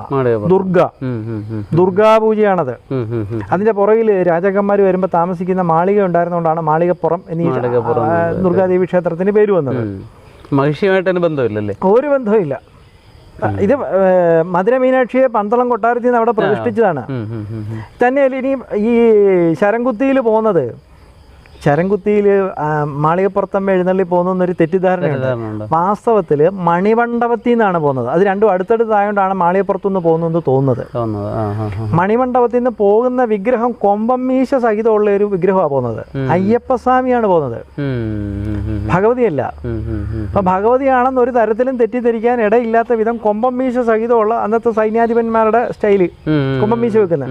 കൊമ്പമ്മീശ സഹിതമുള്ള ഒരു വിഗ്രഹമാണ് ശരംകുത്തിയിലേക്ക് പോകുന്നത്. ശരംകുത്തിയിലേക്ക് പോകുന്നത് അവിടം വരെ വനദേവതകൾക്ക് പ്രവേശനമുള്ളൂ. അതിനപ്പുറം ദിവ്യ തപസ്ഥലമാണ്. അപ്പോൾ ഈ വനദേവതമാരെ പൂജ സ്വീകരിക്കാൻ ക്ഷണിക്കാനായിട്ട് അയ്യപ്പസ്വാമി ശരംകുത്തിയിലേക്ക് പോവുകയാണ്. ശരംകുത്തിയിലേക്ക് പോയി അവരെ ക്ഷണിച്ചു കൊണ്ടുവന്ന് മാളികപ്പുറത്തമ്മയുടെ മുമ്പിലിരുത്തി ഗുരുതി കഴിച്ച് തൃപ്തരാക്കി തിരിച്ചയക്കുന്നു. അല്ലാതെ മാളികപ്പുറത്തമ്മയല്ല ശരംകുത്തിയിലേക്ക് പോകുന്നത്. ഇങ്ങനെ ശുദ്ധ അസംബന്ധ കഥകൾ ഇതാരാണ് ഇങ്ങനെ സൃഷ്ടിച്ചതെന്ന് അറിയില്ല. ഇതിന്റെ വസ്തുതകൾ ഇതൊക്കെയാണ്. അയ്യപ്പൻ എന്ന് പറയുന്നത് പിന്നെ അവിടെ മഹർഷിയായിരുന്നു. രാജാവ് ഇതായിരുന്നിട്ട് സൈന്യാധിപനായിരുന്നിട്ട് സന്യസിച്ച ഒരു മഹർഷീശ്വരനാണ്. അദ്ദേഹത്തിന്റെ ആരാധനാമൂർത്തിയാണ്, അദ്ദേഹത്തിന്റെ ഉപാസനാമൂർത്തിയായിരുന്നു ധർമ്മശാസ്താവിന്റെ ഈ സന്യസ്തഭാവം. ശാസ്താവിന്റെ പല ഭാവങ്ങളിൽ ഇതിനെല്ലാം മന്ത്രങ്ങൾ വേറെ വേറെയാ. ഇപ്പം ബാലശാസ്താവിന്റെ മന്ത്രമല്ല കൗമാരശാസ്താവിന്റെ, ഇതിന്റെ പദ്ധതി വേറെയാ. അതല്ല ഈ അച്ചൻകോവിൽ അവിടെ ഇവിടെ ഓരോരുത്തർ ഇതുപോലെ ഓരോന്ന് പറയുന്നുണ്ട്. ഇപ്പൊ ഈ സ്ത്രീകളെ കയറ്റി വിടുന്നതുമായിട്ട് ബന്ധപ്പെട്ട ഒരു ഡിസ്പ്യൂട്ട് ഉണ്ടായപ്പോൾ പറയുന്ന അയ്യപ്പൻ തന്നെ കല്യാണം കഴിച്ചിട്ടുണ്ടല്ലോ എന്നുള്ളത്. ശരിക്കും ധർമ്മശാസ്താവാണ്, ശാസ്താവിന്റെ ഒരു രൂപമാണ് അങ്ങ് പറഞ്ഞതുപോലെ. അതെ, അത് പൂർവ്വകാലത്ത് ഈ യോഗമൂർത്തികളുടെ പ്രതിഷ്ഠയുള്ളിടത്തോട്ട് സ്ത്രീകൾ കടക്കാൻ പാടില്ല എന്നൊരു ആചരണം ഉണ്ടായിരുന്നു. അത് ആ പ്രതിഷ്ഠയോടുള്ള ആദരവിന്റെ ഭാഗമായിട്ടാണ്. ഈ സന്യാസികൾ ഇരിക്കുന്നിടത്ത് സ്ത്രീകൾ ചെല്ലണ്ട എന്ന് പറയുന്നത് ആ സന്യാസികളോടുള്ള ബഹുമാനത്തിന്റെ ഭാഗമായിട്ട് ചെയ്തിരുന്നത്. അപ്പം ഈ ചെങ്ങന്നൂർ അമ്പലത്തിന്റെ കിഴക്ക് ഭാഗത്ത് ശാസ്താംകുളങ്ങര നരസിംഹസ്വാമി ക്ഷേത്രമുണ്ട്. ഈ മുഞ്ചിറ മഠം, സ്വാമിയാർ മഠം വകയാണ് ആ അമ്പലം മുമ്പ്. ഇപ്പം അത് അല്ലാതെയാണ്. മുമ്പ് മുഞ്ചിറ മഠത്തിൽ അവരോധം നടക്കുന്നതിന് മുമ്പ് അടുത്ത സ്വാമിയാർ ഇവിടെ വന്ന് തൊഴുതിട്ട് പോകണമായിരുന്നു. ഈ ശാസ്താംകുളങ്ങര നരസിംഹസ്വാമി. ഇപ്പോഴും ഇവിടെ സ്ത്രീകളകത്ത് കിടക്കത്തില്ല. ബലിക്കൽപ്പുരയുടെ മുമ്പ് വരെ വരുള്ളൂ. അത് ആ പ്രതിഷ്ഠയോടുള്ള ബഹുമാനം കാണിക്കുന്നു എന്നുള്ളതേ ഉള്ളൂ. അപ്പോൾ നമ്മൾ അയ്യപ്പ ക്ഷേത്രം എന്ന് പലയിടത്തും പറയുന്നത് ശരിയല്ലല്ലേ ഒരു കണക്കിന്? ഒരു കണക്കിന് ശരിയല്ല, ശാസ്താവാണ്. ശാസ്താവാണ്. പക്ഷേ അയ്യപ്പ ക്ഷേത്രം അല്ല, അത് പിന്നെ വേറൊരു വഴിക്കൂടെ ശരി വരും. കാര്യം 5ന്റെ അപ്പൻ എന്നുള്ള ഗിരീഷ് ജി അങ്ങനെ 5 പഞ്ചഭൂതങ്ങളെയും വിലയിച്ച ആജ്ഞയിൽ വരെ സാധന ഉയർത്തിയ ആൾ, മൂലാധാരാദി വിശുദ്ധ്യന്തമുള്ള 5 ഭൂതങ്ങളെയും വിലയിച്ച് ആജ്ഞാപര്യന്തത്തോളം സാധന പൂർത്തീകരിച്ച ആളെന്നുള്ള നിലയ്ക്ക് അയ്യപ്പൻ എന്നുള്ള പേരും ശരിയാണ്. 5ന്റെയും അപ്പൻ എന്നുള്ള രീതിയിൽ ചുരുക്കി പറയുന്നതൊക്കെ പറഞ്ഞിട്ട് അതിൽ തന്നെ ഇടയും പിങ്കളയും ശരിക്കും പറഞ്ഞാൽ അതിന്റെ വിഷ്ണു നാടിയായിട്ടും ശിവനാടിയായിട്ട് സങ്കല്പിച്ചിട്ട് അതിന്റെ വിലയം കൊണ്ട് ഉണ്ടാകും എന്ന് പറയുമ്പോൾ ഈ ശിവശക്തിയല്ല ശിവനും വിഷ്ണുവും തമ്മിലുള്ള സംയോഗം കൊണ്ട് അവിടെ അയ്യപ്പൻ ജനിക്കുന്നു എന്നൊരർത്ഥം കൂടെ അതിനകത്ത് പറയുന്നുണ്ട്. അത് ഭയങ്കര സയന്റിഫിക് ആണ്. ഒപ്പം സൃഷ്ടി സംഹാര തത്വങ്ങളുടെ സ്ഥിതി സംഹാര തത്വങ്ങളുടെ വിലയനം, സൃഷ്ടിയല്ല സ്ഥിതി സംഹാര തത്വങ്ങളുടെ വിലയനം കൂടാണ് ശാസ്ത്രതത്വം എന്ന് പറയുന്നത്.